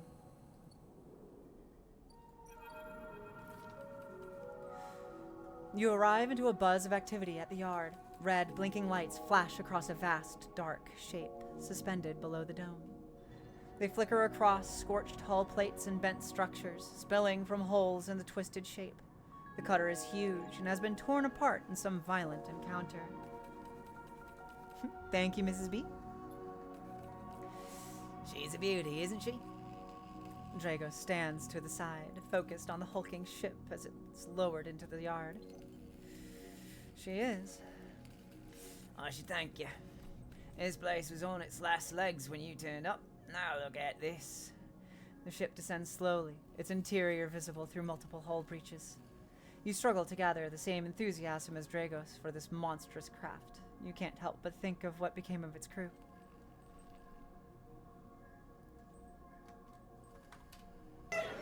Grab his dick and twist it! Oh my god, dude, this is an MMA fight, dude. You Too much. twist that dick! Twist his dick! Twist his dick! Oh my god, dude. Oh my god. Oh, dick twist! Completely forgot that that was an audio. Lady! Thank you for the lurk. If you don't know who Lady Dies a Lot 666 is, you should. She's amazing. Fantastic streamer, wonderful friend, a better friend than I know that I deserve. But just an amazing person. Go check out their streams. Go check out their streams. And listen, Lady? Wow, brain. Lady, if you want payment for that one, I will go to your stream and pay it next time you next time you're live, okay? Okay? I'll pay the tax. I'll pay the compliment tax. I know you have it too. The Winterlight by Tragic Ship. I know. I know. So, bet. Anyway, while I'm going to be paying that for that bill, I may as well milk this for all I can. You should go check out Lady. Her streams are a wonderful time. Usually chill, a little bit chaotic, just absolutely delightful. Every single stream. Every single stream. And she does live up to her name. She does die a lot in her games. So, you know, have fun watching that. Go give her a follow. Seriously, you will not regret it. So, what happened? What do you mean? He glances at you. I managed to convince our salvager friends to give it to me on credit. That's what happened. No, what happened to the ship? Not my concern. He shrugs. The ship? Wow. The ship creaks like a calving iceberg as it reaches the base of the yard. Dragos is visibly excited. I know I said you shouldn't stick around, but I'm gonna need some help with this one. The drones start to crawl over the hulk, their lights illuminating flashes of dented hull. Watching, you wonder if you arrived in a similar fashion, locked inside that container, the wreck of the SNARP freighter, lowered into the yard like a corpse ready to be butchered. Or was the container delivered to Dragos on its own, a womb for your birth into this strange station? You shudder. Perhaps if you could learn something about this ship, you might be able to trace the path that led you to this yard. Oh. Alright, so we're gonna have a choice. Drago squeezes your shoulder. After these past cycles, I think we're up. After these past cycles, I think we're up to it. What do you think? You see the fading name of the ship emblazoned on its side. Winterlight. Let's do it. He claps you on the back. Glad to hear it. Going back in a few and we can make a start. Real beauty. Dragos repeats, perhaps just to himself. You take one last look at the shattered ship as the drones start cutting, and then slip out of the yard, feeling suddenly cold in the empty passage. It just reminds me of, ooh, we have an upgrade point and a new drive. It just reminds me of, Hardpoint Shipbreaker, which I might end up playing on this channel at some point. It's a really nice, chill, panicky time out in zero gravity. So, you know, good time. Alright, so we have a tutorial. Character and upgrades. You've completed your first drive. Each drive completed unlocks an upgrade point to spend on upgrading your character. Access your character menu via the arrow button at the top right of your screen. Okay. So we have skills. And now we get to see us. What a cutie. So we have 1 upgrade point. We can try to make our intuition a little bit better. Good jump. Let's see.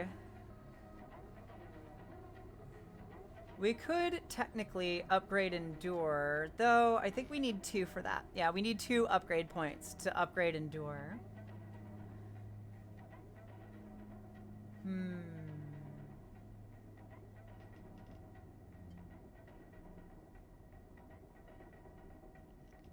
Tell you what, I'm gonna leave this choice up to you all. I'm gonna keep this up on screen, and I'm gonna take a quick bathroom break. Feel free to let me know what your thoughts on what we should upgrade will be. And if there are none, I'll just choose, no problem. But I'm gonna go to the bathroom, get some water maybe. So feel free to get up, get a snack, get a drink, whatever you need, and we'll be right back.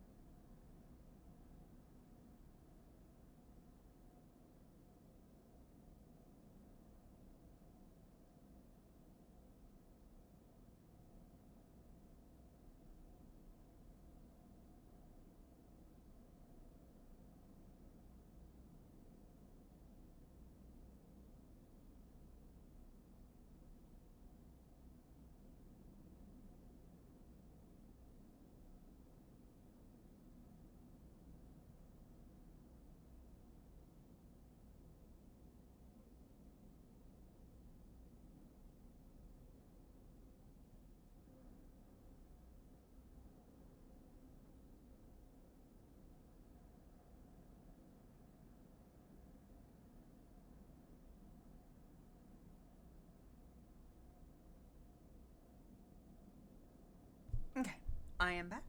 I also grabbed a monster. Let's see. I'm a big fan of Thrill Seeker on an Endure character, invites you to roleplay as a more adrenaline craving and eager to rush in. I am not opposed to that. I am not opposed to that at all. Upgrade into what they think sounds cool for the character. That is very fair. That is very fair. Let's see.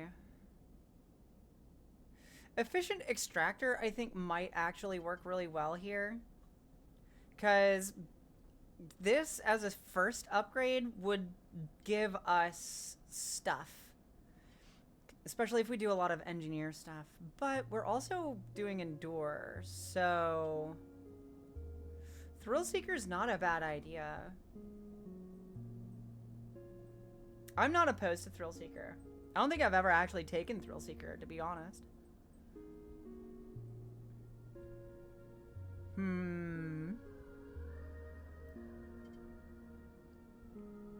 Though I will say self-repair is very useful. Endure plus engineer. Well, if we go like 1 point into here, just to get to Thrill Seeker. Obsessive Haggler is very nice, but then we could start focusing on like finishing Endure and engineer and maybe making into it like a little bit okay.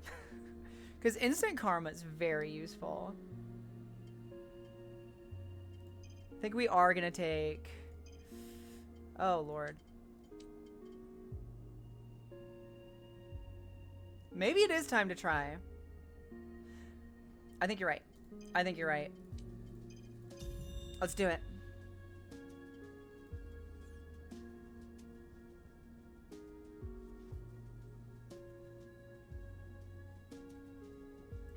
Thank you, Mrs. B.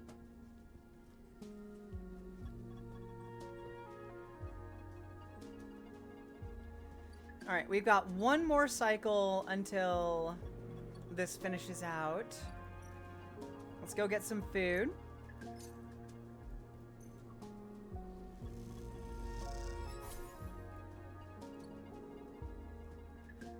And then let's get to work. Peace! Welcome in! How are you?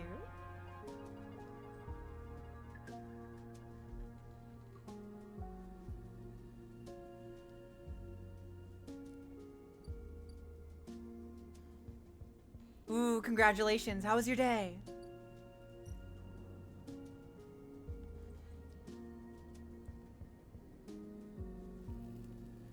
Alright, so we have a choice to make here. Do we go ahead and salvage? It's dangerous work. Or do we try to figure out what happened? I'm gonna leave this up to you all. It's just gonna be a quick poll.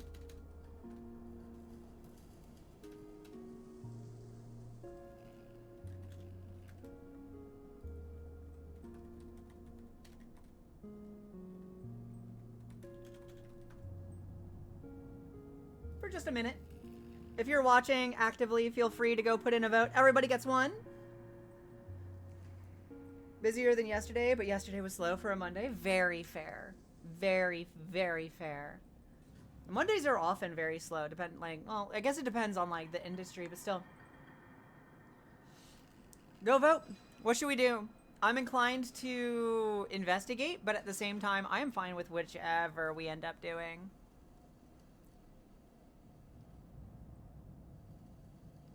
Well, I'm glad that you're off work. I'm assuming that you're home.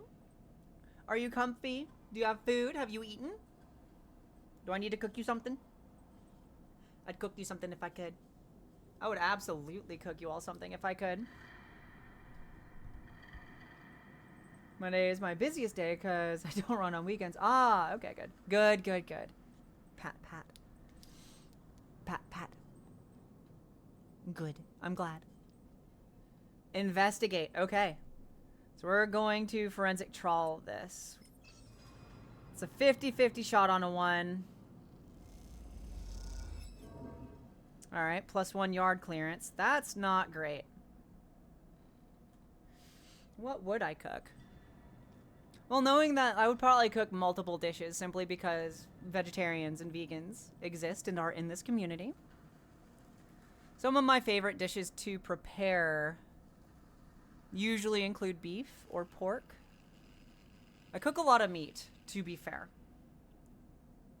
Though, for you, Soup, I would make you a tofu Sammy on a bagel, an everything bagel. Probably with like spinach and spinach, tomato, probably some kind of with hummus. Hummus as a spread. Yes. Yes, yes, yes. Like a garlic hummus. I don't know what your tastes are. I'm making grand assumptions.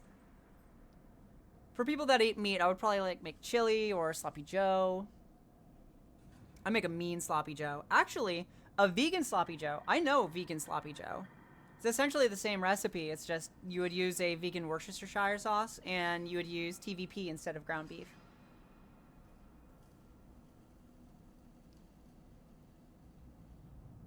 I could make a vegan sloppy joe. I usually eat sloppy joe with chips, to be fair.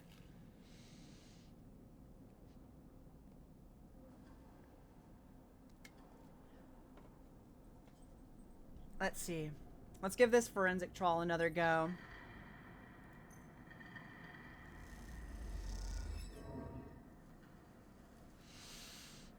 And we've been breaking it down.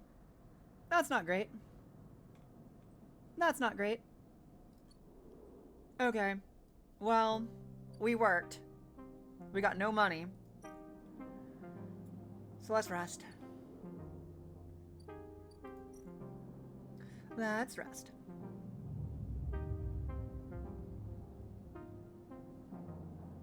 It's been a long time since I've had New York bagels. Okay.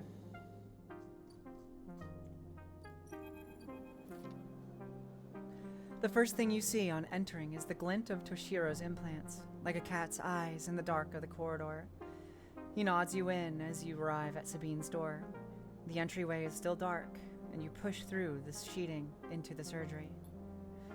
I have it. Sabine stands with a case open in front of them, a set of vials lined up inside, separated by foam inserts. They pick one up, rotating it in the warm light. I have no idea how yet again. They trail off. We should treat this with caution. It looks authentic, but I have no idea if it really is what it appears to be. I don't care. I appreciate your enthusiasm, but we need to be careful. Unfortunately, I'm not sure we have another choice. They gesture for you to sit on the bed. The stabilizer works under a similar principle to an immunosuppressant in a transplant operation, in that it stops your body from rejecting the unfamiliar part of itself. In the case of your frame, the unfamiliar part is each of your biosynthetic organ groups, which over time are identified by your body as foreign material and therefore must be eliminated. Sabine holds up the vial of the would-be stabilizer. However, unlike an immunosuppressant, the stabilizer doesn't do this by limiting your entire immune system. Instead, it re-encodes your biosynthetic organs with a new protein chains, which act as passcodes within your immune system. The stabilizer refreshes those passcodes, keeping your frame from rejecting all of its own organs. Which means the stabilizer should be able to encode any organic or biosynthetic matter to be accepted by your immune system. They glance away. At least if the stabilizer is genuine. The only way to know for sure is to inject the vial. They begin readying the syringe. I will start with a small dose, to limit the risk. I don't have a choice. Gosh, Mix Sabine, you sure know a lot about how the stabilizer functions. They teach you that in gang doctor school? I think they do, actually. It's a necessary course. Sleepers 101.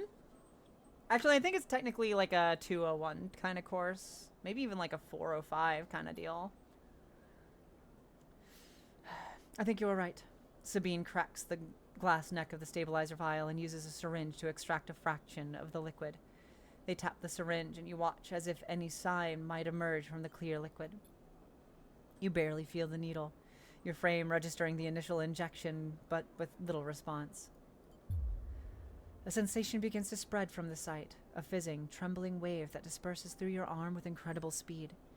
Your vision goes white, and when it returns, Sabine appears encased in shards of sparkling light that slowly fade into darkness as you settle back against the bed. You swim in darkness, muffled noises like an argument heard from underwater, prickling waves of cold. Aw, only intro? Shame, shame. I mean, to be fair, mine didn't have anything about Sleeper, so I mean, I guess you're really lucky. When you sit back up, Sabine is sitting in a chair by the window, facing away from you, backlit by the glow of their slate. Awake? Yes. The stabilizer is genuine. They sit down beside the bed. I don't know how Yadigan acquired a case of this stuff, but they did. Sabine looks troubled, distracted. You should rest some more, but you are going to have to do that somewhere else. They gesture to the door. I have other patients. Sorry. Sabine nods towards the case. I'm afraid I can't offer you any more doses. You're going to need to pay for your next dose. Silence fills the room, and they return to their glowing slate. Looking around the room, it seems different somehow, as if things have moved or shifted. You wonder how long you've been out. Sabine? Nothing comes free, Sleeper. Remember that. You manage to get to your feet and wander out into the hallway. The queue stretches down the flickering corridor. Toshiro stands impatiently by the door and fixes you with a glare as you leave. You lower your eyes as you stumble past, somehow faintly aware of the station spinning beneath you. Thank you, Mrs. B, for the pets. Okay, so I need to buy a vial. It is 100. So my next dose is 100 cryo. Jeez, that's steep.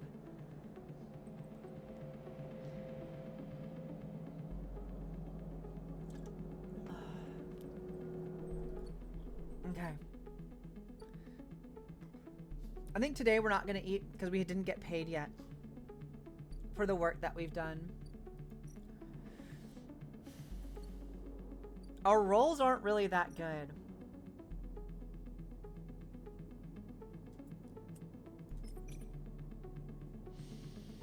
We can attempt an endurance.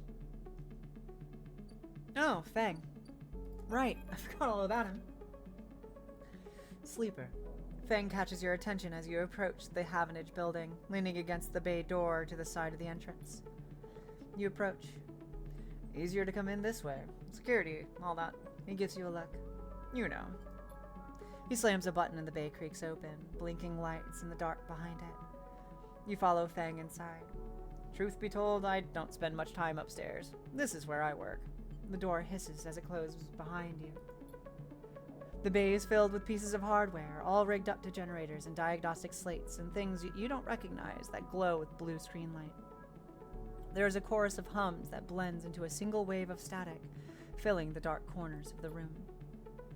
Fang leans on a server stack and gestures around. You like it? It's a mess. Hey, this whole station's a mess. This is what I have to work with. He taps a nearby server stack, which bleeps in response. This is my treasure trove, all dredged up from the sea of systems we call the Eye. You wouldn't believe what this place runs on. He steps over to a towering block speckled with vents. Some of these systems are from the original station, A1, the one Solheim built. We've had to invent new components, repair things we never built, reverse engineer entire subsystems into existence. Residents here look up at the eye and think that they are seeing a constant concrete reality, but this place is a system in constant flux, decaying and growing, collapsing into new configurations. He walks down between the hardware stacks and you follow. We are keeping this place alive, but also remaking it into something new, dragging it away from those corporate origins. He stops. At least, that's what I'm trying to do. You should go eat, Mrs. B. Go, eat. If you can. Snacks are good. Meals are better. Fed is always best. He turns back to face you among the flickering machines, humming all around you. I know you can see this too, Sleeper. All these systems and sections. You can, can't you? I can see it. Makes sense, right? You're between here and there, between the people and their systems. You light this place up like a beacon. That's what I need. You glance at the lights around you, and as you do, they seem to flicker, to realign, to follow your gaze. Feng notices it too. I'm guessing being a beacon isn't always ideal when you're on the run, though. No, it isn't. He's such a little shit. He's such a little shit. He pats you on the shoulder. Maybe I can help you with that. There's a lot of old growth in this place. Subsystems I can't see, access protocols lost to time and decay, secrets. A shitload of secrets. With your help, I can unlock this place. Break off those last ghost limbs of corporate control. He lowers his voice down below the hum. Even in Havenage, there is old growth. Those whose roots trace back to those bad old days. You help me dredge up the past, and I'll see what I can do about that tracker of yours. He winks. What do you say, sleeper? I'll think about it. He looks away. Okay. You think about it. Feng passes you a ragged-looking metal tab. A gift. He smiles. It's a Solheim cipher. I dug it up from the depths of the station.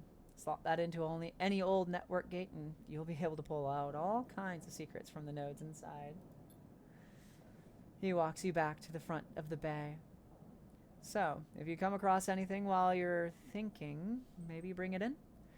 I have an acquisitions budget, and I'm not afraid to use it. He slams the door button again. Think on it, sleeper, and I'll see you soon. You step, blinking, back into the passage, those flickering lights still in the back of your mind. New drive discovered. So right now, I want to study the winter light.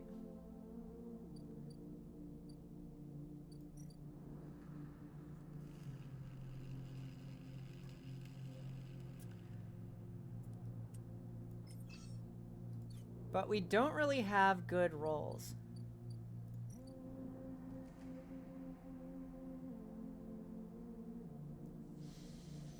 And Dragos' nerve is coming along each cycle. He doesn't like having me here.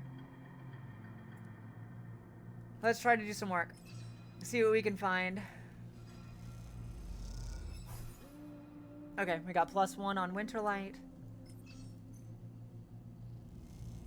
Ooh, Mrs. B, that's really close to a timeout. Alright. Feel like maybe there's something that we could do with a 3.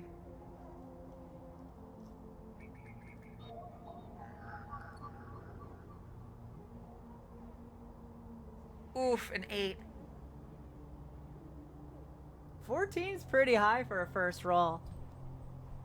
It's not bad at all.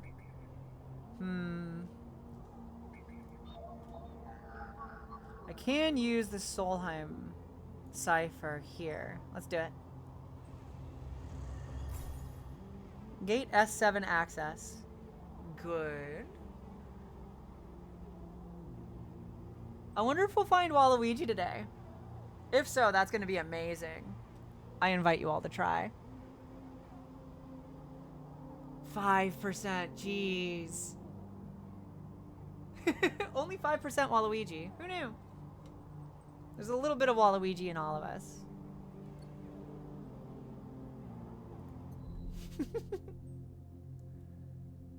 $65. Hold on, let me give it a go.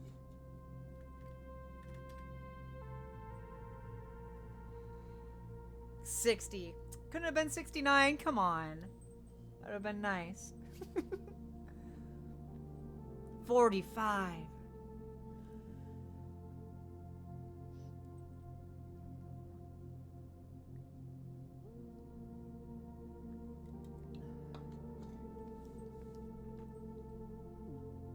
Ooh, that's really close. Though you already have VIP. You already have VIP. Alright.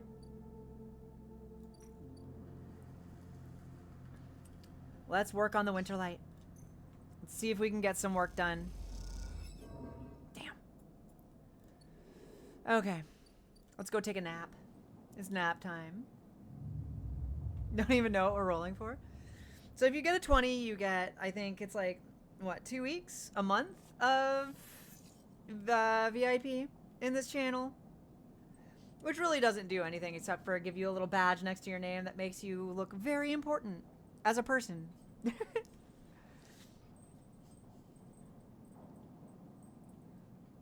Plus, you're already subscribed, so I can't, like, gift you a sub either. Alright, we have good rolls. We have quite good rolls.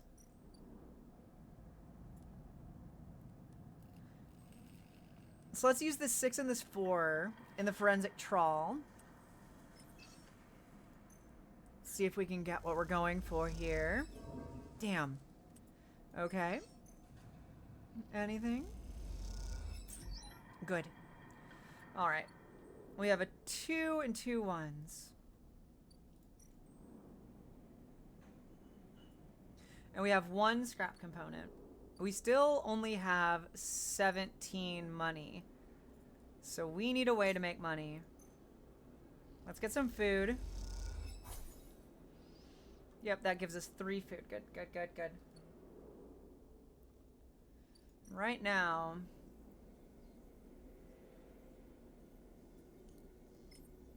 it might be worth it to sell scrap. Because we need to be saving up money, not just for food. Because this costs, what, 15? We have 14. Okay, let's go to the ambergris and do a little bit of risky engineer work.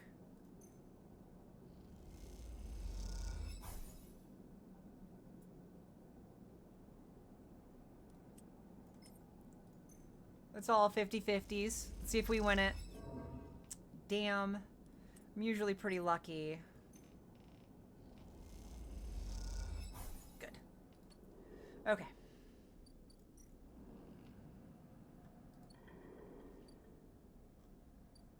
So let's go home. Take a nappy nap.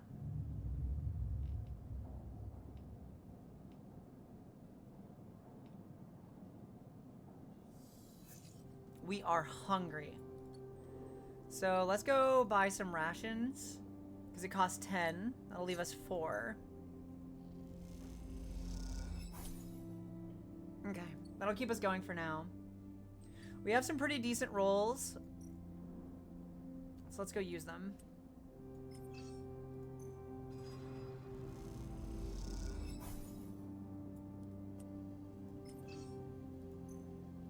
Because I want to figure out what's going on with the winter light. One more actually decent roll, and then we can figure out something else. Okay. Oh, come on. We got this. We got this. I trust my luck. No, it's right to do so.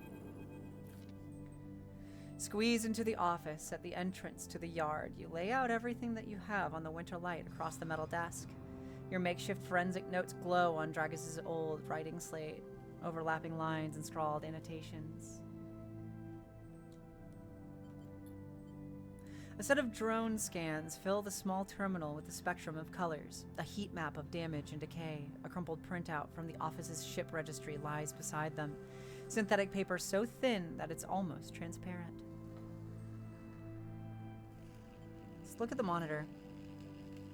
Reactor failure. And that is the verdict that anyone would have returned after a cursory glance at these stacked heat maps of the remains of the winter light.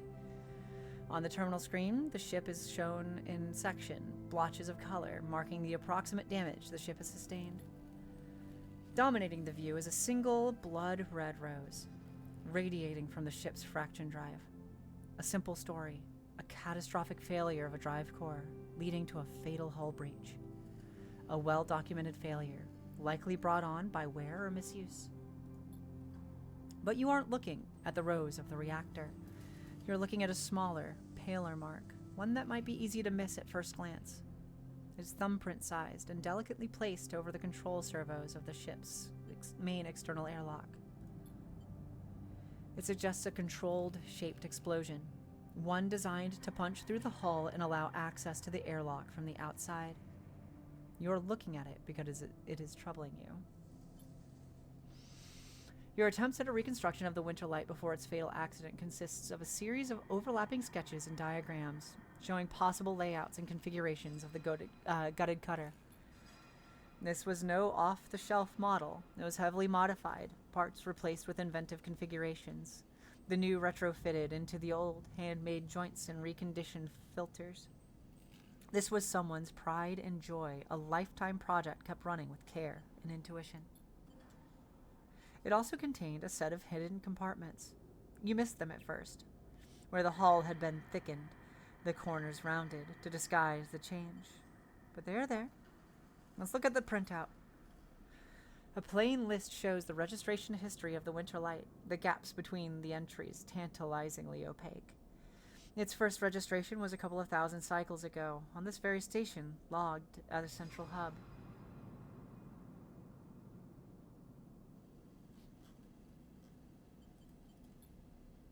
From here, the registry tells the story of a busy ship, one that rarely stayed on station for more than a few cycles, and often took on voyages that kept it away from the eye for up to 100 cycles. The Winter Light got little rest. An old ship, many cycles under its belt, carefully maintained. A reactor failure, preceded by a carefully concealed external entry. A suite of hidden compartments tucked away. This was the Winter Light, and this was its story. But that's not the full story, because there's something else. It is little more than a list, a tiny chunk of data you were able to pull from the ship's systems.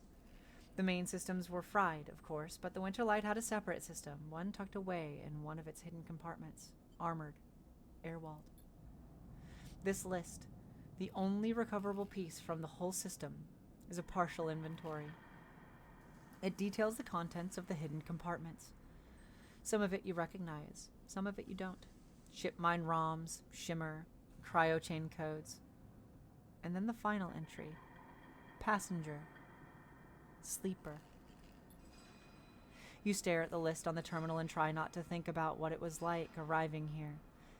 In the cold for so long, half frozen in the freight container. Had the sleeper been smarter? Luckier? How had they convinced the Winter Light, a smuggler's ship if you ever saw one, to extract you from SNARP? Luckier, you laugh. There had been no remains found in any of the Winter Light's compartments. You had checked. They weren't so lucky, you guessed. Not in the end. Aw, poor Mrs. B.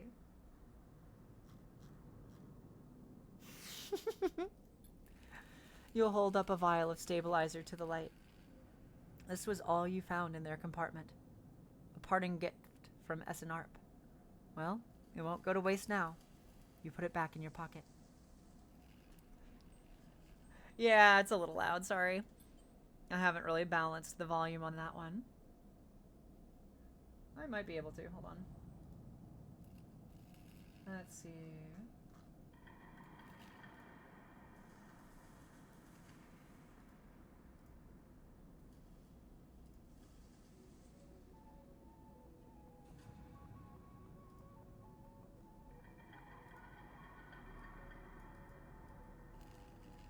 Alright, I'm gonna play the sound again real quick.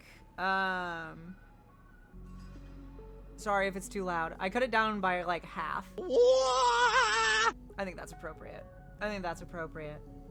Okay, cool.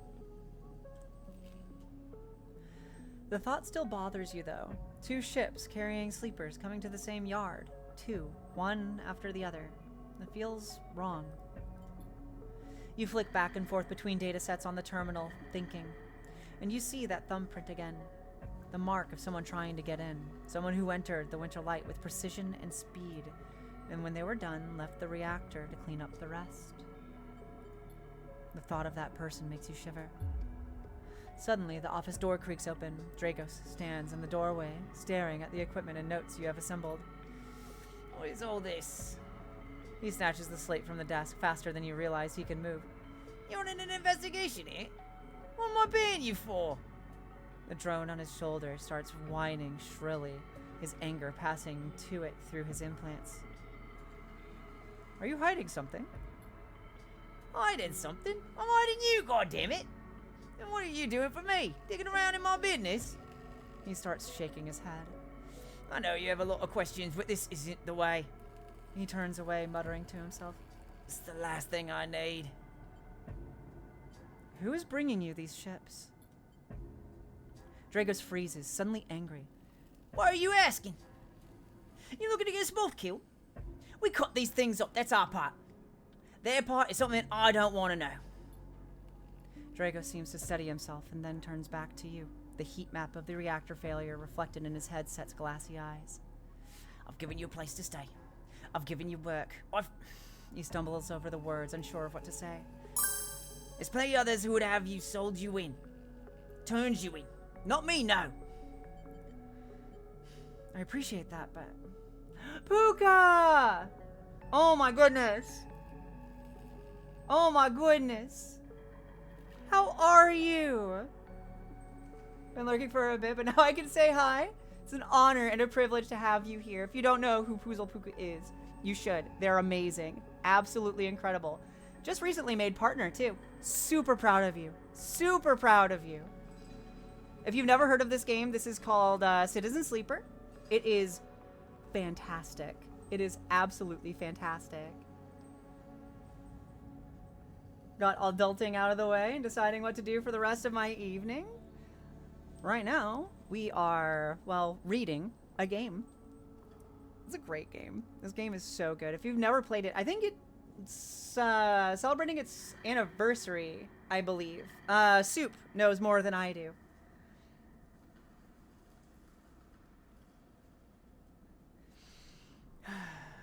I appreciate that, but... Don't. He shakes his head. I'm not discussing my business with you. He quiets the drum. I've done well by you, and you've returned the favor. He straightens up and clears his throat. But this obsession you have with this ship isn't going to work for me. I can't have you making my clients nervous. I can't have you digging up whatever it is you're after. He sighs. You can't work here anymore. I need the work. There's plenty of work to be had on the Eye. Salvages need offloads in the Rotunda, and yet again are always looking for crew. I'm not the only show in town. Dragos reaches across you and flicks off the terminal. As the light of the monitor dies, a kind of eerie calm falls on both of you. Whatever this was, it is done. You made it out, Sleeper. That means you have to move on.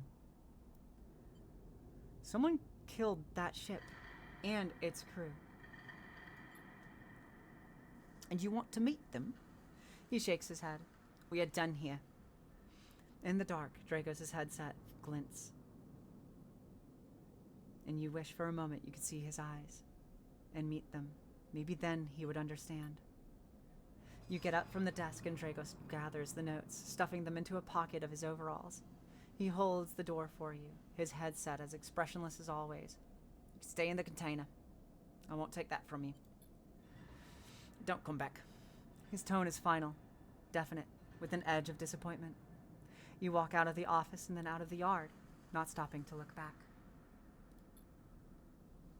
You leave the yard, thumbing the vial in your pocket, knowing that this, at least, guarantees you a little more time. As you walk, your mind once again drifts to that person who killed the Winter Light, and whether or not that person will come for you. Okay, so we finished a drive and got an upgrade point. Let's see, last time we got Thrill Seeker. I wouldn't be opposed to Efficient Extractor. In fact, I think that that is exactly where we're gonna go. Because if we can extract random scrap from engineer actions,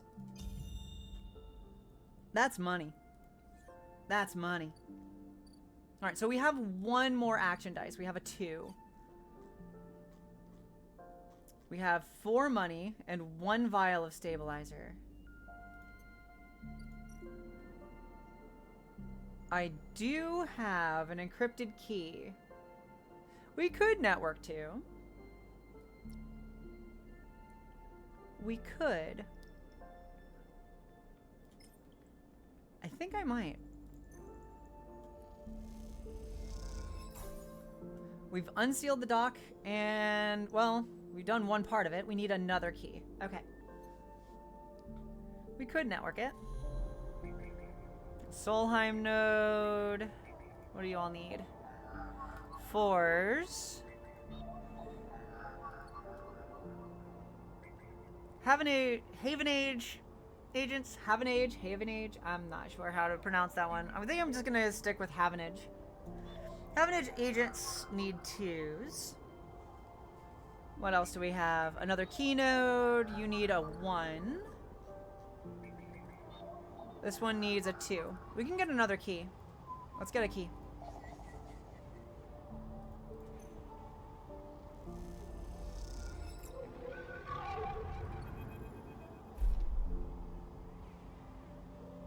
As you drift back from the node, something latches onto you. A thread strung tight around you. It tethers you in place. A taste. The voice makes you shiver, its source somehow both distant and close behind your ear. You see a distant glint of light shut off, and then suddenly a shape is at your side. It stalks around you, circling like a shark, like a wolf. Entity unknown, astringent, processing. I'm gonna resist. You struggle against the thread, and it tightens in response. A glittering garrote. Please hold.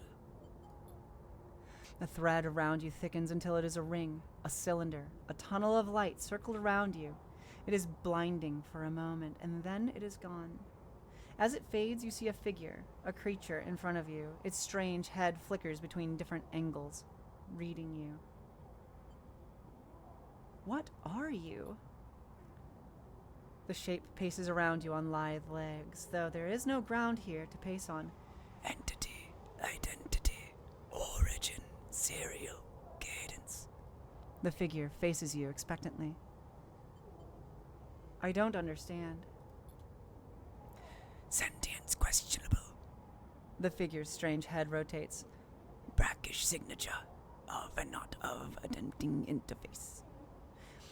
As the figure speaks, more threads begin to spiral from its head, thick, snaking, vine-like ribbons that flex and wave. They approach with intent.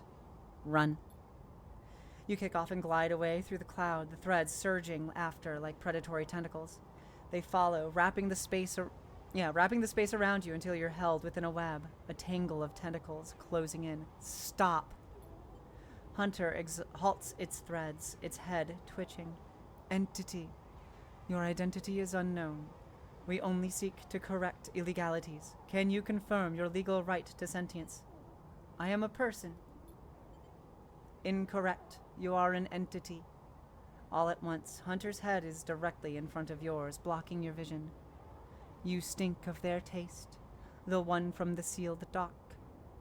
Hunter shimmers with fury. I will find access. I will interface.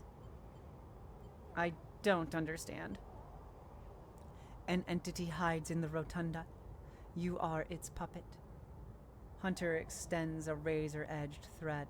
I will not be diverted from my task. It glows with murderous intent. Strike. You lash out with all of your force. Not a physical strike, but a focusing. A spike of interference leaping out like the tip of a spear. Hunter stumbles, shifts, separates. You open your eyes, blinking back into the station light, shaking with fear. Okay. So, we have a key to the sealed dock. Data key. Data key. Start action. I'm sure that's fine. Oh, absolutely. So, Puka, what kind of adulting have you been doing today? Tell me about your day. I would love to hear.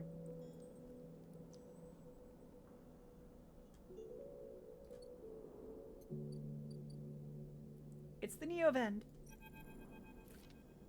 As you slip inside the sealed dock, a pulsing light grabs your attention. Among the discarded tubing and rusting plates, a machine flickers with a warm glow. We're gonna approach the machine. As you get closer, you recognize the machine's blocky shape, settled into an alcove in the side of the dock.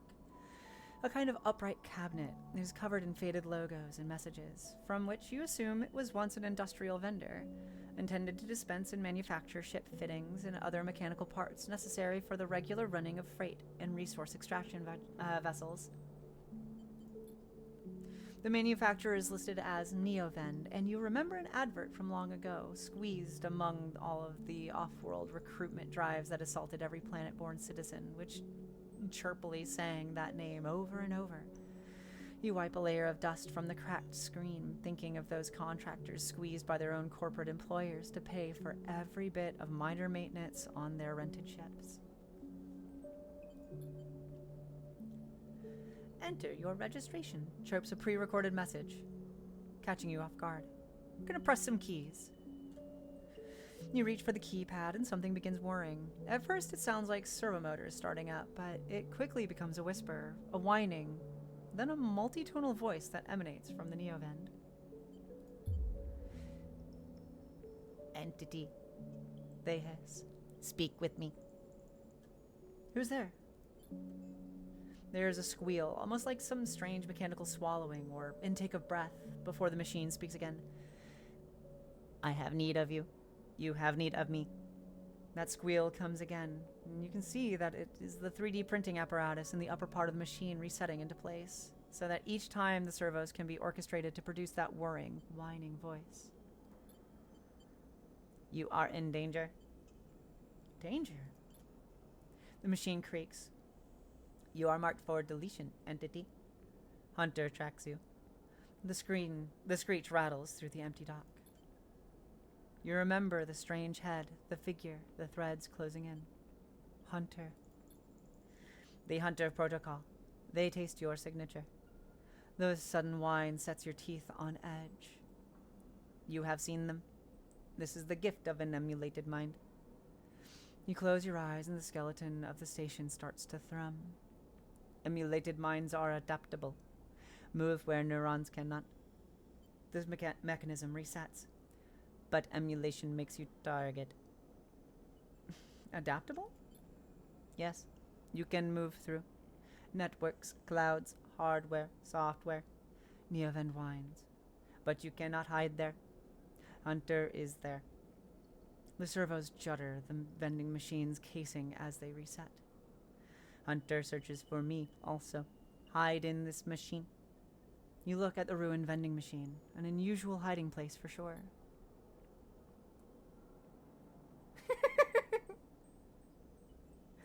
You know what? That's fair, Soup. That's fair.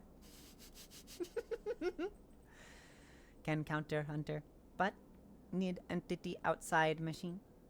The light flickers. Need you. A screen attached to the vending machine with a swiveling arm comes to life. It displays a flickering map of the station, ghostly, threaded. The cloud. Points along the rim glow in deep red. Hunter is always gathering. Too much data. Must build nests. Explains Neovend.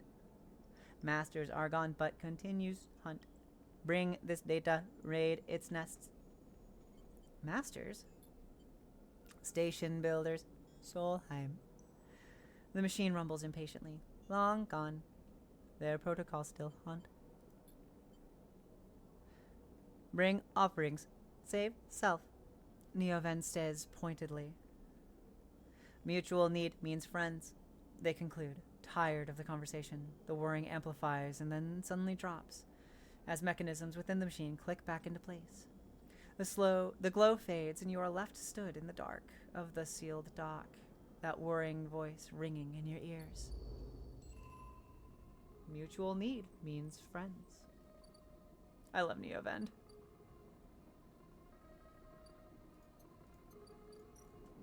Okay. Let's end the cycle.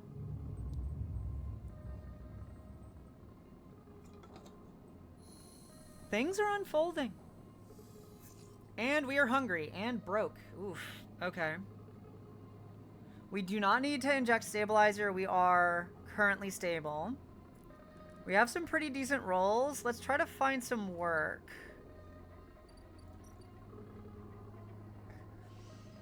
We could do some hull repairs. Actually, I think hull repairs is the way to go right now. I love the music in this game.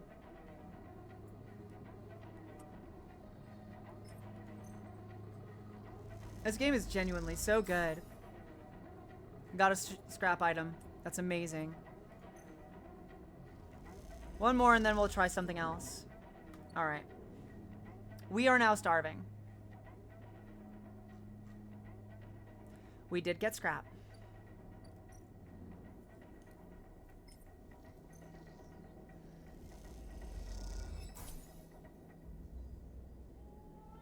Okay. We have 16. That's good. Let's eat some mushrooms. Let's eat some fungus. Some fungus among us. Okay.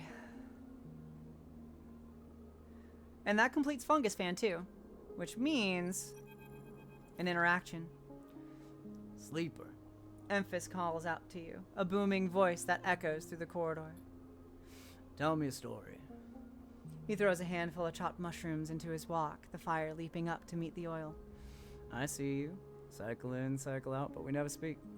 Tell me a story. What kind? Any kind. He pauses to drizzle something from a plastic bottle into the wok. But one of yours. He looks up at you. Nothing stolen. You pause, the spices rich in your nostrils, and think about the kind of story you'd like to tell Emphys. No, same. You look at Emphys, the listener, and imagine he's heard it all before. Perhaps you would enjoy a strange story, something with some spice. Tell him about your dreams. All the sleepers, you tell Emphys, had dreams. Some were simple, memories left over from the emulation process that had become tangled up in their minds and would come out when they slept. It wasn't rare to hear a sleeper in their dorms scream or cry out in the night. But your dreams, those gray skeletal after images of systems and structures, of threads and patterns, weren't like the others. They weren't memories or nightmares. They were reflections of reality. Distorted, yes, but somehow true. You learned back then to keep quiet about them, to let them flow through your mind like water. That was until now, until you arrived in this place. Now your dreams colonize your waking life. They slip behind your eyelids with every blink. And now you understand they aren't dreams at all, but some process of interfacing, of speaking, of living in another world that flows through this one like smoke through air. You tell him that you do not know if there is a reason for your dreams. Perhaps you reason it is just some side effect or a particular quality of the frame you inhabit. But whatever it is a gift. You hope to make use of it. Emphys finishes cooking and squints a little at you. Sleeper, he smiles. You are quite the storyteller. He eyes you, and you realize that he's trying to gauge how honest you have been in your story. Emphys passes you the meal he has cooked, and you take it gratefully. As you eat, he talks. A natural exchange. Thank you, Sleeper. He looks around at the emptying market. But my time is done for today. I do not want to keep you for longer, so I'll make a proposal. He gestures to the plastic boxes of ingredients stacked behind his stall. Is it good enough for most? But someone told me a story that made me think, a couple of cycles ago. It said across the gap, and in the Greenway, fresh mushrooms grow. Have you heard this? No. Neither have I, but I trust the one who told me. Emphys begins packing up his things. Can you bring me some? I cannot cross the gap, and I worry about leaving my things behind. He smiles. I'm sure a storyteller like you can handle the trip. I'll prepare them for you, and if you wish to tell it, be the audience for another story. Agreed. Good, booms Emphys. Then I'll wait for you to bring 'em. Emphys slides his walk away and straightens up. I'll prepare a recipe then, Sleeper.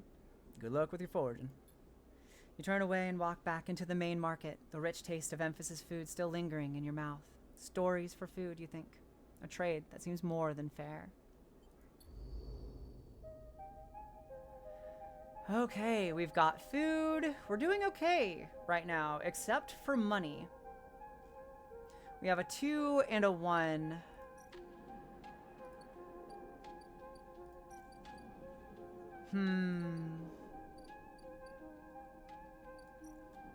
And there's nothing here. Not until the next cycle, and even then, we don't really have money. Alright, this is gonna be risky. It's a 50-50 shot. I'm believing my luck.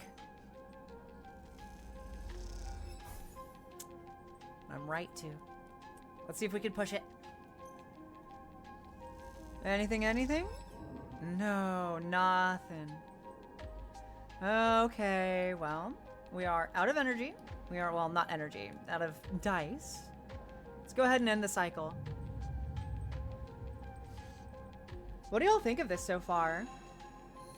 Also, how's my voice acting? Am I doing good? You like it? Is it good? Alright, we do not currently need to inject some stabilizer. We can do just fine with 4 right now. Thank you. Not me over here fishing for compliments, I swear. How do y'all put up with me? I can't believe it.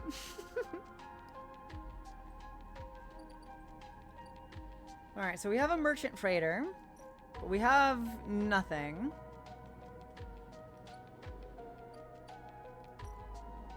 Let's work on the ambergris. You're sleepy? Well, then I must be doing my job right. Because this is supposed to be chill and relaxing. Alright, this is guaranteed to work. Awesome. Mother could narrate audiobooks.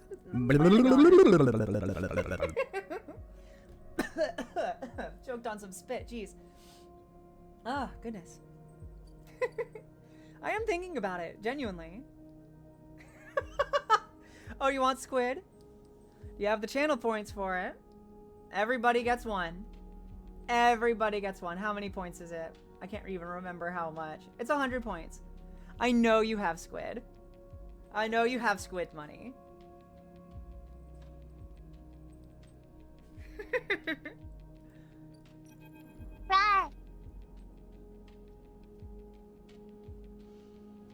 Alright, I gave her a more, like, soft, sultry tone.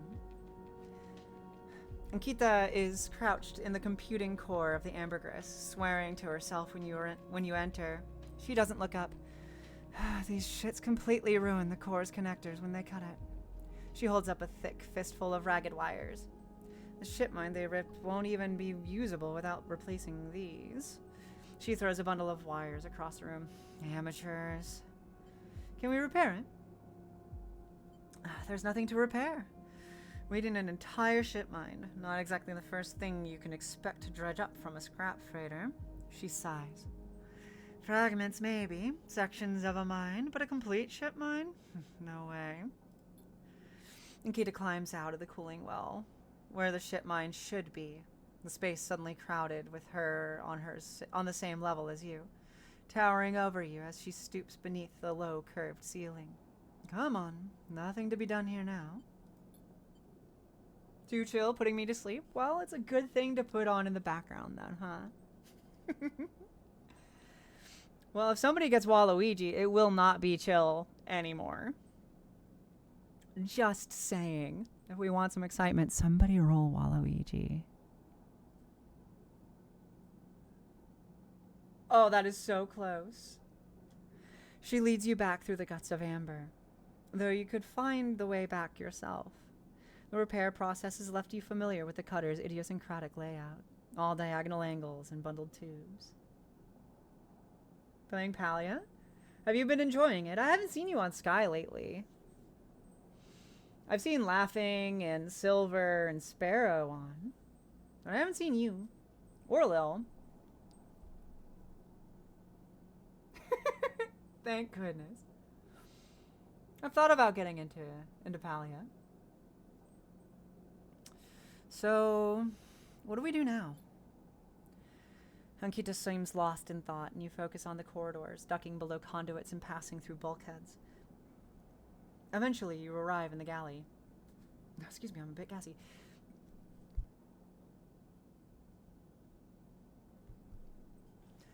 Eventually, you arrive in the galley, though it's hard to tell. Most of the benches and prep surfaces are covered in half-stripped components and welded hull patches. Ankita shoves a box of filters to the floor and sits. There's no way around it. She starts out of nowhere. We need a new ship mine. I could salvage one. I like your confidence, Sleeper. Maybe if we check out the Ort Exchange or speak to some scrap dealers. She rubs her forehead. It seems I'm about to do something very stupid. But hey, I came here, didn't I? Why not make a run for it? She fixes you with a hard stare. Sleeper, you're all I've got. No crew, no friends. You're it. She looks uncomfortable. I appreciate the time that you've put in on Amber. And I'm sure she would too, if she could. What I'm saying is, if you screw me on this, I will kill you. She leans over and hands you a stack of chits. A big stack of chits. You don't dare count them. Get me that shit, Minesleeper. Don't make me regret this. You won't. She sighs. Look, just get out of here before I change my mind. Oh my god. That is so close. You slip out of the galley and head back towards the main lock. As you do, Amber growls and creaks like a caged animal. You reach a hand out to calm her. Time to find Ankita Shipmind. Somehow. 101. Oh, she's very cute with it. She's very cute with it. All right, give me one moment. I'm going to go to the bathroom, and then we're going to continue. If someone gets Waluigi while I'm gone, I'm going to be so sad. But I hope it happens anyway.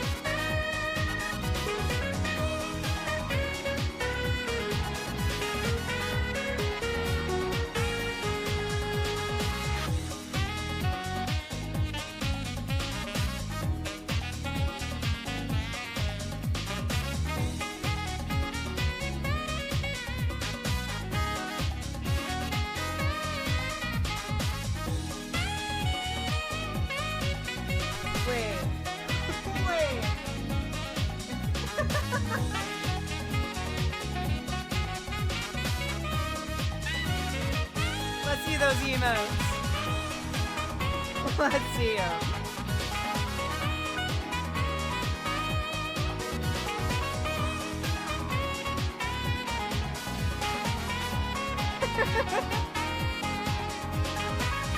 Well done.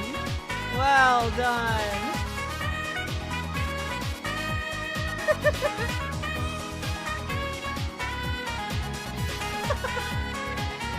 Oh, that booty, though. Soup, that booty.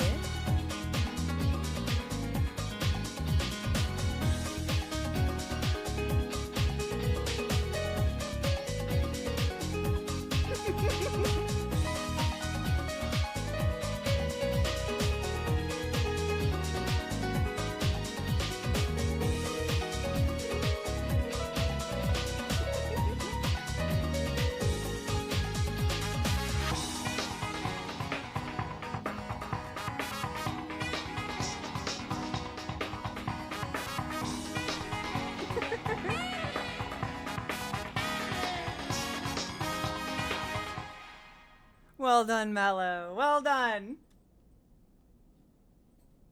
Just do it! Make your dreams come true! Exactly. Well, Mrs. B, are you still tired? Are you still sleepy? Soup found the sound buttons. Mello beat me to it. Yeah, absolutely. All right, we have 3 more actions that we can take. We have a 2, a 4, and a 6. Let's see. It costs 60 for a ship mine fragment. We can do that once right now. We need another 20 in order to get another one, and they're going to be here for 3 more cycles.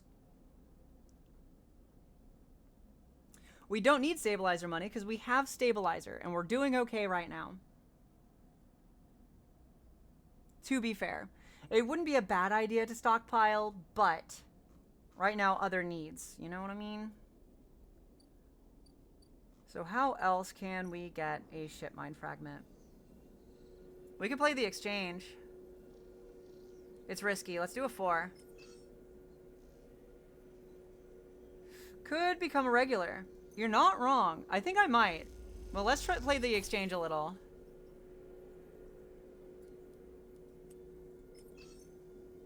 Let's play the exchange a little. There we go. We could go ahead and get that ship mined.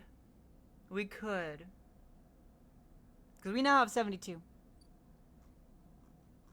Your girl's not a gambler, but she do know how to gamble. You know what I mean? Let's get some drinks. We can play the exchange again later.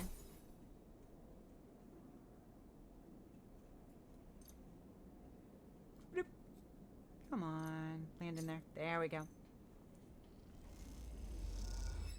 Because you're not wrong. Becoming a... Wow. Wow.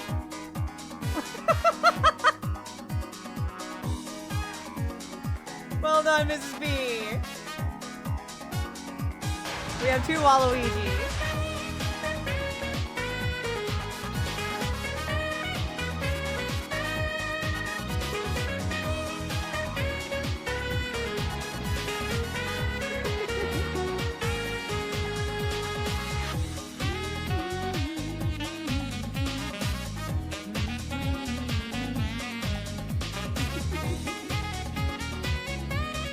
I'm not gonna lie, watching Waluigi dance never gets old.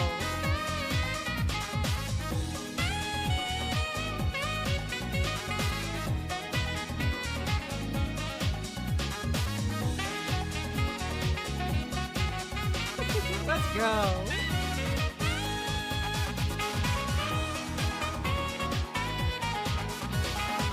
Well done. Well done.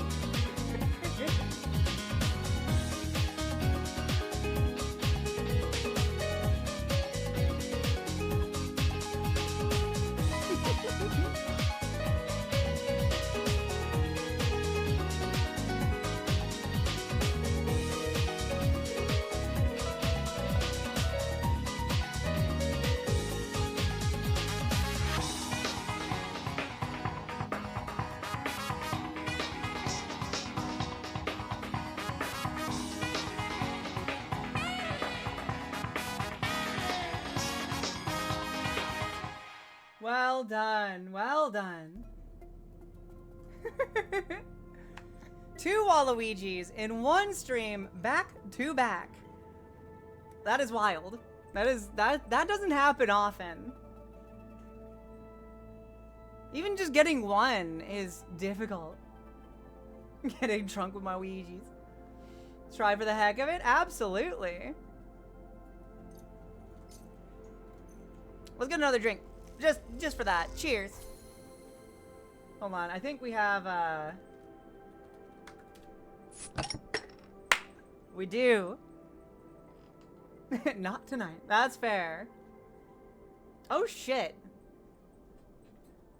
Beer time. I have some old wine in the fridge. I have some other things in the apartment that I can't really talk about. I mean, it's almost legal, you know? It's like, I bought it legally. It's nothing like, I just don't want to talk about it, you know what I mean? I could take a hit off of Benjamin, or, you know. I could go get a glass of wine, but, I mean, we're only going to be live for another, like, 10 minutes. So, 10-ish minutes. I could go a little bit longer today. Today's been pretty good so far. Old wine. I mean, like, listen, it's been open for, like, a week, okay? It's fine, it's fine. I'm going to go get a glass of wine. I'll be right back.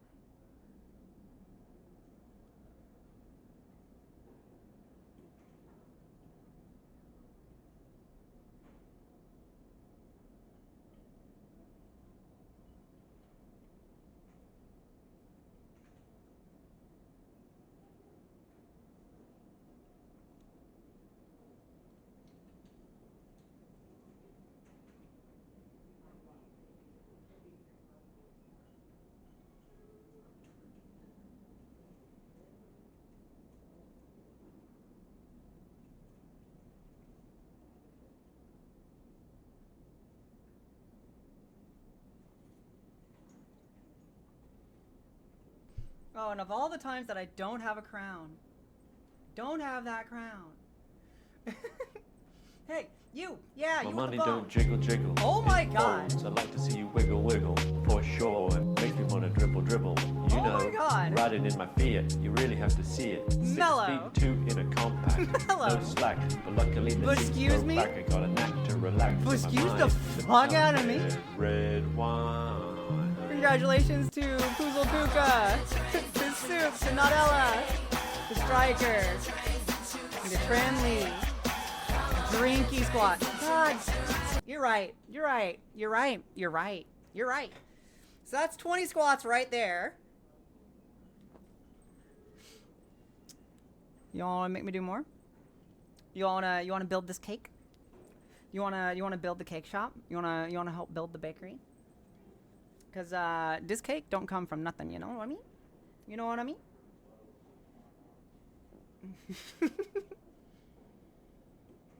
Choo Choo just reminds me of a really terrible joke. Thank you for wasting 1,000 points. Thank you, Mello. I should re-record that. I really should re-record that. So today I have some Apothic Red. Nothing fancy. It's been in the fridge for about a week. Where'd the crown go? It just doesn't work on this one. Let me see. Hold on.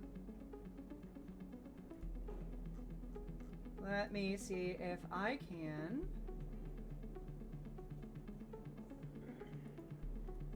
Nope, not that one. Twitch channel points. Because if...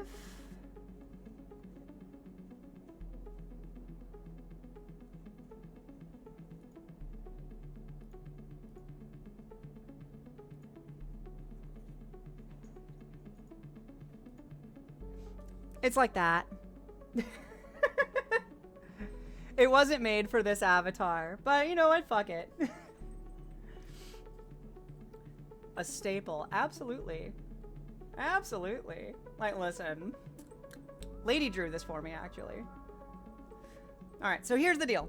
If I'm going to drink, all of you have to take a sip of something. I don't care what it is. It could be water, it could be soda, it could be beer, it could be wine, it could be liquor, it could be juice, it could be spit, yours or someone else's. It's not my business. It's not my business. But exclamation point cheers. Ooh, that sounds good. Cheers.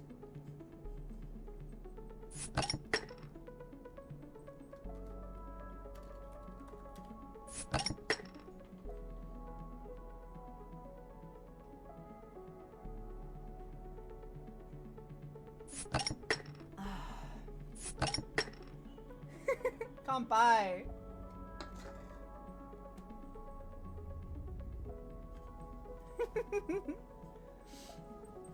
Okay. Let's get back into it. We are now an Overlook regular. I think I might give this one a little bit of country accent, maybe. Not drinking anything, though. That is perfectly fine. Please drink some water. Water is good. Water is very good. The glass shatters on the steel bar behind you, or beside you, and the taunts don't take long to follow. Thank you so much for that hype train. I appreciate you so much. So much. You really didn't have to do that. I will do 20 squats before the stream is over. If anybody else wants to contribute, it is 1 squat for 100 bits, and, well, if you gift 5 subs, or 5 subs total are gifted, it's another 20. Hey, haunt! Spacer calls out across the low room. What are you doing here? He laughs at his own lame joke. Oh, wait, hold on. Hey, haunt! The Spacer calls out across the low room. What are you doing here? He laughs at his own lame joke. Playing human. I was gonna ignore him. You hunch a little further, staring at the hundreds of tiny impact points that scar the bar's surface. A hand falls on your shoulder, but as you flinch away, it pats reassuringly. You freeze in place. It's Joyce! She's so hot. I'm not even gonna. She's goals. She is goals. Actually. Like, genuinely, she's goals. Out! The voice comes from behind you, spat out like a shot. You turn to see bright eyes, dark hair, and a stare that could breach through the wall and vent you all into hard vacuum. As you turn back to the spacer, the second glass comes sailing through the air. We're gonna catch it. You reach up a hand and the glass shatters across your forearm, showering you in fragments. Should have ducked. Should have ducked. Sure. Through the haze of glass and griol vapor, you see Tala leap the bar and close the distance to the spacer. The thud as he slams into the wall echoes around the bar like thunder. Now flanked by other figures quick to their feet, Tala throws the spacer out through the door and stands silhouetted against the rotunda lights. You touch your arm and it feels wet. Someone helps you to your feet and back onto your stool. Broken glass rattles as it is cleared, and a fresh measure of grill is glugged out in front of you. That same hand, warm, heavy, falls on your shoulder once more. He hasn't come back. We don't tolerate that kind of shit here. Tala flops onto the stool beside you. Let's get a look at you. Tala wipes the powdered glass from around the wound, and someone places a bottle of alcohol in a metal tin with tweezers on the bar. She disinfects them and then turns to you. Oh no, Mrs. B. She's into sequel. That's good to know. That's very good to know.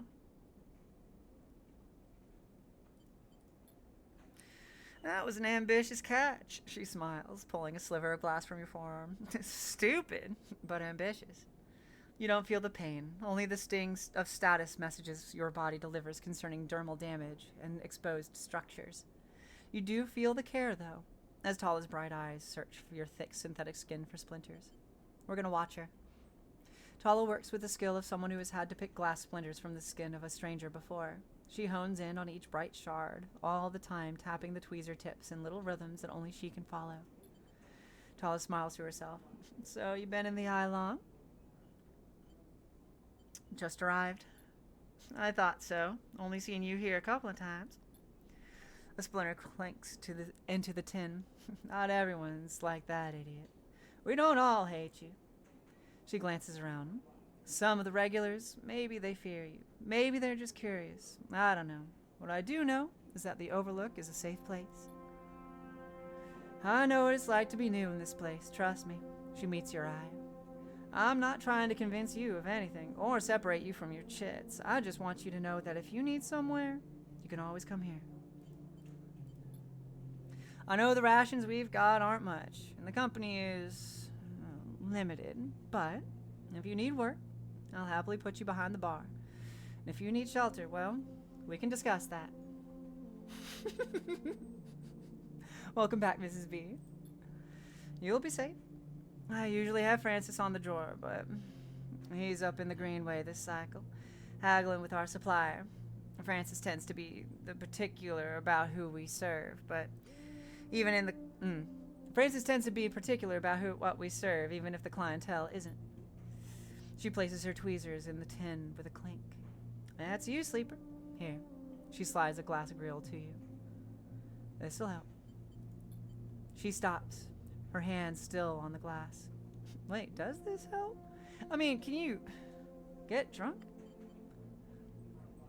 Let's find out.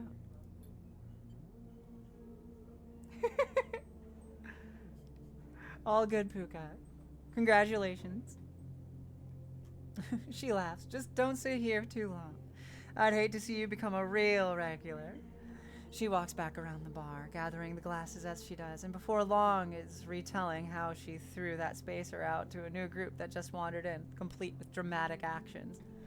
Why is she me? If you know me, this is essentially me. She gestures in your direction, and you instinctively look that way. Look away, back to the worn surface of the bar. You take a sip of the girl. The earthly fungal tones fill your senses, almost blocking out sight and sound, like driving headfirst into a bog. You may not be able to get drunk, but this connection to something grown, something fermented, something old, feels good. She's entirely goals. Alright, so we have a 2. We have 54. We're doing okay right now. We could network. We could. It's not a bad idea, all told. However, we need that ship mine. And there's nothing to do at Sabine's. Yeah. I think a 2 gets a Yadigan. A Yadigan agent, right?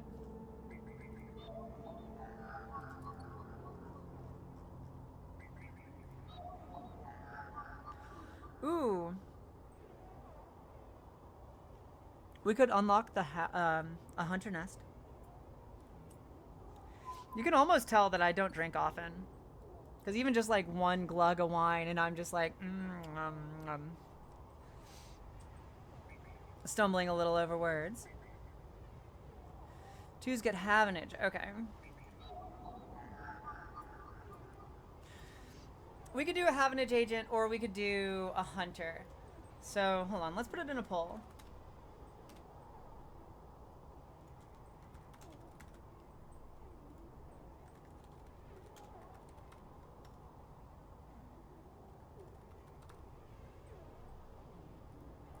Everybody gets 1 vote. Go vote for what we should do. I do not mind what we end up doing. Like, I actually genuinely stopped drinking wine, like buying wine, because I drank so infrequently that the bottle would just go bad after getting like 2 glasses out of it, because I just don't really touch it. No worries if you don't have any idea, just whatever you think might be interesting. Hunter would push forward a certain goal, I think.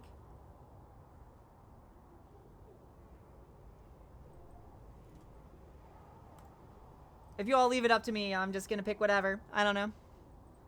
I'll flip a coin. Have an age agent. I can't remember what we get for the most.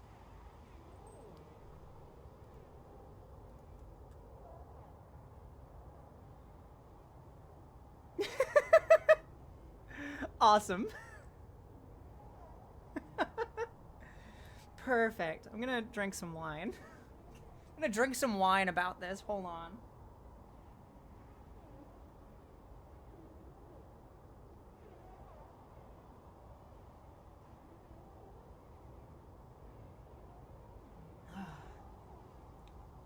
Still not bad, though. Ah, beans. What were you thinking? Were you thinking hunter? Because I could just flip a coin. I think I will just flip a coin, actually. I have a nice big Liberty dollar. So like mine went through for hunter? Could be.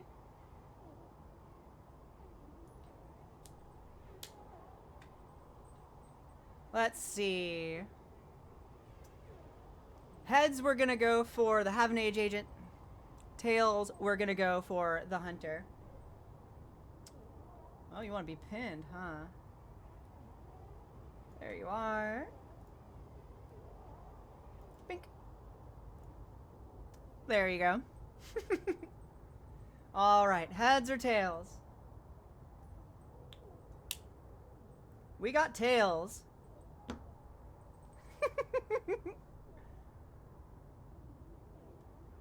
Just mega sweat. Oh, you want to be pinned, huh? Why is that the Scooby laugh? Why is that the Scooby laugh?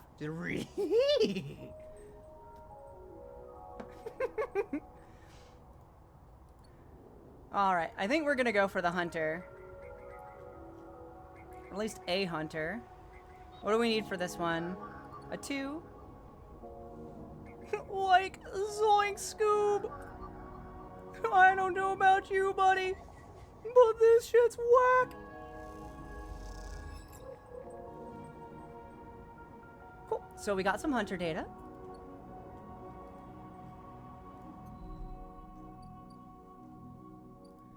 We could also technically work at some point in the shipyard.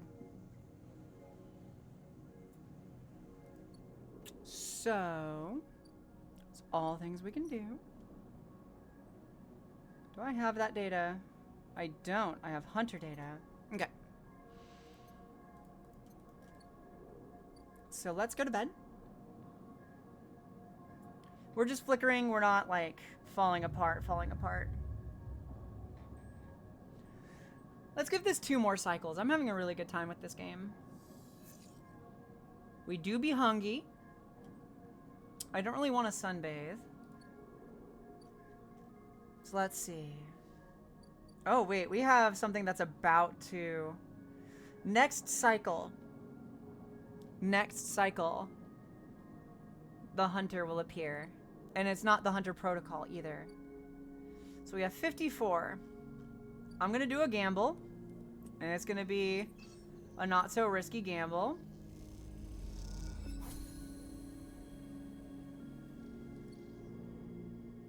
Let's do another. On the Ort Exchange. Okay, we won. Okay, good. Good. Okay, so we have 78 cryo. I'm gonna go bind that other piece of the ship mind.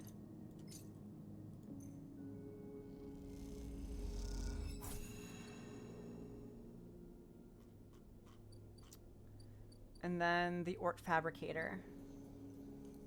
Wait, we need 3 pieces? Oh, bullshit. Okay.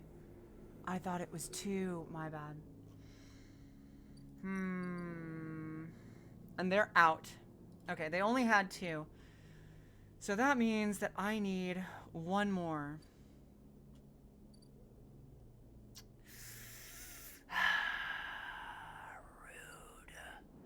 Okay, we need 60 for the toll to the low end, and we do not have that yet. Okay. We do have one of these. We can turn that in. Okay, so that is now out of our inventory.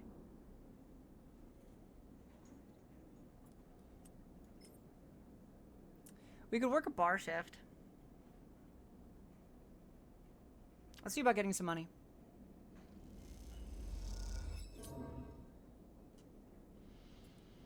We lost energy for that. But what we can do is we can work, and then if we lose more energy, we're gonna go eat. We're gonna go eat anyway. Oh, we gave them good service. I love that. I love that. Okay. So I'm going to get some food. She always pays. Yep. So honestly, she's a good employer. Okay, we are fully fed. We have no more actions for the day. Let's go ahead and end the cycle. Excuse me. Is my... Yeah, it is. Okay, cool. Sometimes I'm not sure if my avatar is actually working or not. So, you know. I'm very excited to see what you all come up with for the contest. For those of you who have, here comes the worst boy. For those of you who are new to the channel or are watching the VOD or whatever and you didn't hear it before, we are doing an art contest. I'm wanting my artists to come up with ideas of how I would look as a human. I love the bones and crystals. I think that's awesome. It's super unique, but I want to know what I'm going to look like as a human. And so we're going to be running a contest. First place is about like $200. Second place is going to be about $100. And then third place is going to be like 2 or 3 months of subscriptions to this channel. The winning design is going to be turned into my new persona. At the very least, it's going to be the basis for the new persona. So, if you're an artist, or if you know of an artist that would be interested in entering this competition, I am absolutely here for it. It's going to be run through the Discord. So, if you want to be participating, if you want to participate, we do have a Discord. Come hang out. If that link doesn't work, let me see if it does. Let me see if it does. It do. Okay. Like if you're interested, feel free to hit that link, or if you come over to my Twitch channel, because you might be watching this on YouTube. If you come over to my Twitch channel, there should be a link active wherever, and I think that this command, !Discord, will work in this chat at any time. Opens an image of Tala in Photoshop. I'm not opposed, actually. Though the actual artists might get pissed off, because that is copyright infringement, and that's their own character. I love Tala. She's amazing. She's gorgeous. I would love to be her. I don't know if I want to be her or be with her or both. But I mean, I'm not opposed to that being an inspiration, if you know what I mean. So I mean, you know, you do you. Just keep in mind that I am a woman and appreciate femme designs. And so yeah, go enter, draw away. I would love to see what you all come up with. I would love to see what you all come up with. Why choose? Actually, good point. Good point. Fantastic point, even. All right, so this is going to be the last cycle that we run today. It's Ethan.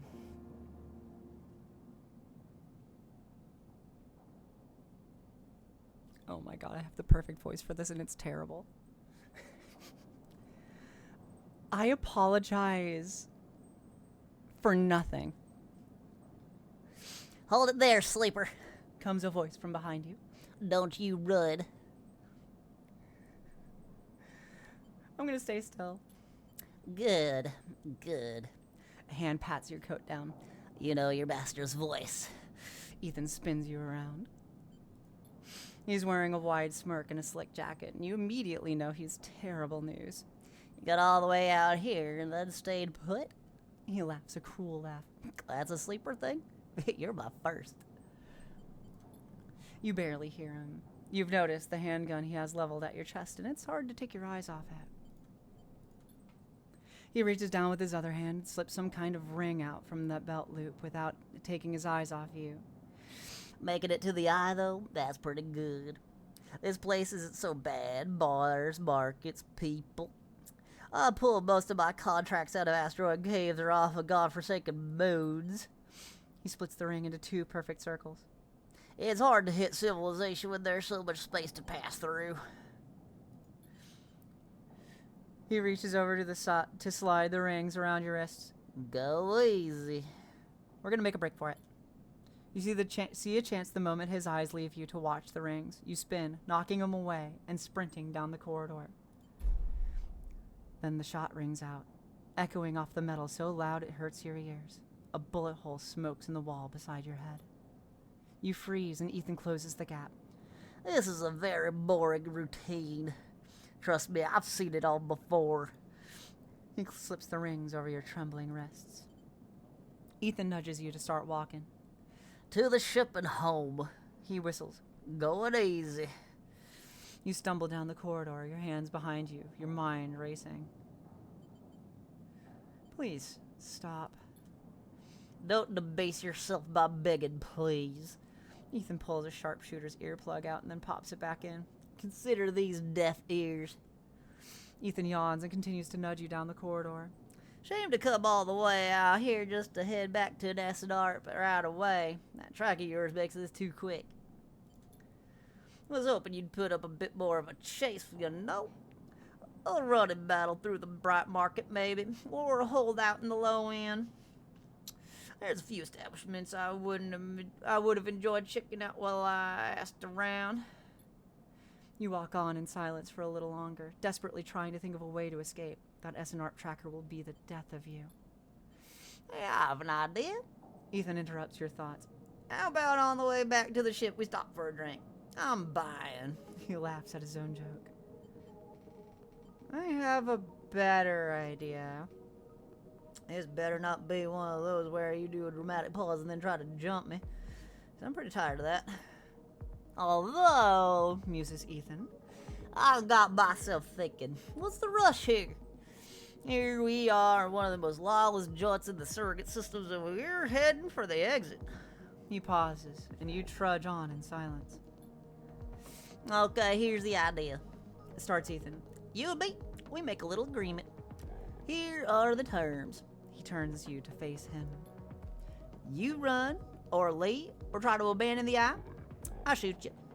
You plot or scheme, you try to kill me, I shoot you. But, he smiles, you come meet me at an establishment of my choice every few cycles, and I pay you, and you pay my tab. I don't shoot you. He pauses. You don't pay my tab. He rattles his handguns. You get the idea. I get it. Just a little agreement. Okay then. Sounds to me like a deal. He stretches. You know, I really thought I was gonna have to kill you, but this is so much better. He clicks something at his belt and the rings release from your wrists. I'm gonna go see if I can find my own stool at the compressor club. Come see me there. He aims the handgun at you, squinting down the sight. Let me just remind you, that body of yours is one big tracker, so don't you even think about leaving the eye. I'll know. Ethan turns and strides down the corridor, slipping his handgun away. The mix of relief and terror you feel is overwhelming. What are you going to do? Okay. So we have a new drive. Pay Ethan's tab. Not right now. Okay, so we have 26. We have 26 credits. We need more.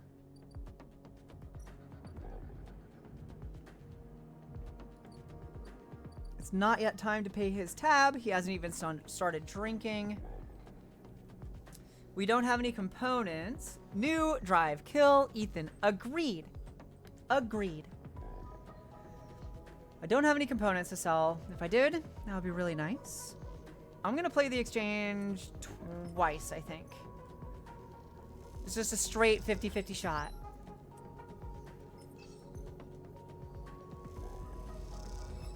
God damn, I'm lucky. Okay. We have 64. How much does it take to get into the low end? 60. If we play one more time, we'll have enough for that and something else. We're gonna pay the fine. We're gonna pay the toll. And open a new area. This is gonna be risky, but we're an engineer. Ooh, but we could play Tavla. The clack of filter caps can be heard in every concourse in the low end as the residents play rotating rounds of this game for cryo. How late are you planning on going? This is going to be my last cycle today. But I will say, because I missed yesterday's stream, I had a lot going on, and I've been trying to rearrange my sleep schedule to wake up more in the morning than at night. I think I'm going to stream tomorrow. So this week is going to be today, tomorrow, and then Friday, Saturday. Or today, tomorrow, Thursday, Friday. Yeah, because today's Tuesday. So we're probably going to be ending it after this cycle. But I'm probably going to be playing this again tomorrow because I'm genuinely having a great time with this. I've forgotten how much I love this game. It is genuinely so good. On the docket are also various Zelda games or Silk Song. I have a lot that we can play, and I'm a variety streamer, so I'm down to play most things. I'm not big on competitive games. I'm not big on, like, competitive shooters, especially not streaming, because if I'm going to be real with you, this girl gets fucking tilted. So, yeah, we don't need to be playing those games on this channel, unless you all want to hear your very own custom mix of inventive swears and insults, which you might actually enjoy. But we're not going to be doing that today. We're not going to be doing that for a while. But I will be live again tomorrow. I am planning on streaming tomorrow. And it's going to be a surprise for anybody who hasn't watched this stream or isn't going to be watching watching the VOD. Jumping Jehoshaphat's Batman. He's camping Spawn.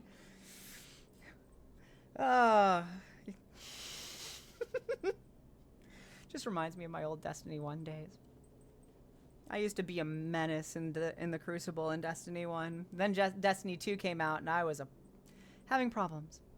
All right, so both are risky. We can get... Okay, so we can technically get parts for doing engineer stuff. So let's do engineer stuff. We could get parts or money, I think. Let's get parts, because parts are practically as good as money at this point. We didn't get any points. Well, that's a damn shame. We have 16. I'm going to get some cheap rations where I work.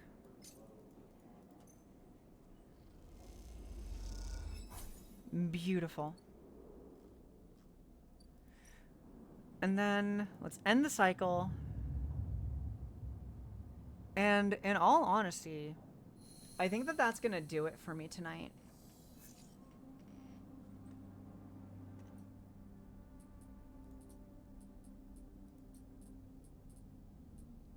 It's been 29 seconds since our last autosave, which is good enough for me.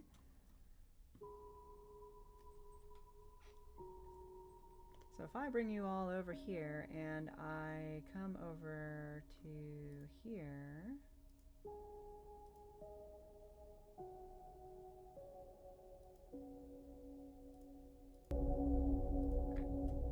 There we go. Massive thanks to everyone showing up on screen right now. Massive thanks to everyone who was unable to make it, anybody that is part of this community. Each and every single one of you is incredibly important. I can't even overstate that. I genuinely cannot overstate that. Each and every one of you makes this dream happen. Each and every one of you makes this closer to reality. And I cannot thank you all enough for being here, for coming by my streams, for following, for hanging out, for enjoying my channel, for... What do you like? You guys go to work. It's still loud. Okay.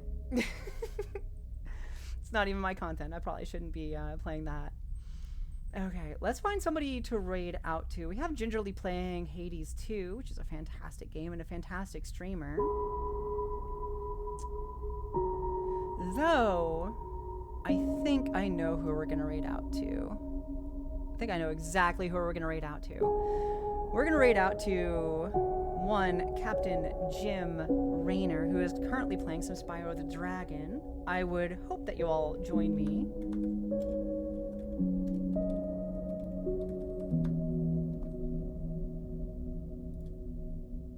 In this raid.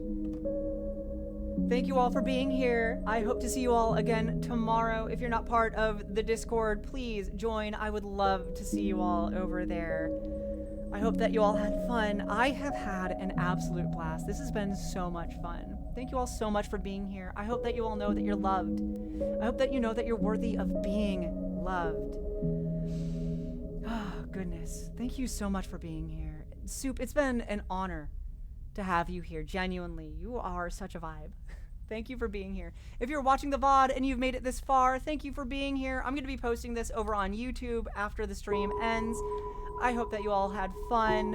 I hope that you all enjoyed. I am having such a time with this game. I have forgotten how good this game is. Mwah. That one's for you, Mrs. B. Thank you all so much for being here. If you are subscribed to the channel and joining the raid, Lucid Thinks You're Charming is the raid spam for you. If you're not subscribed, Lucid Raid is the one for you. Thank you all so much for being here.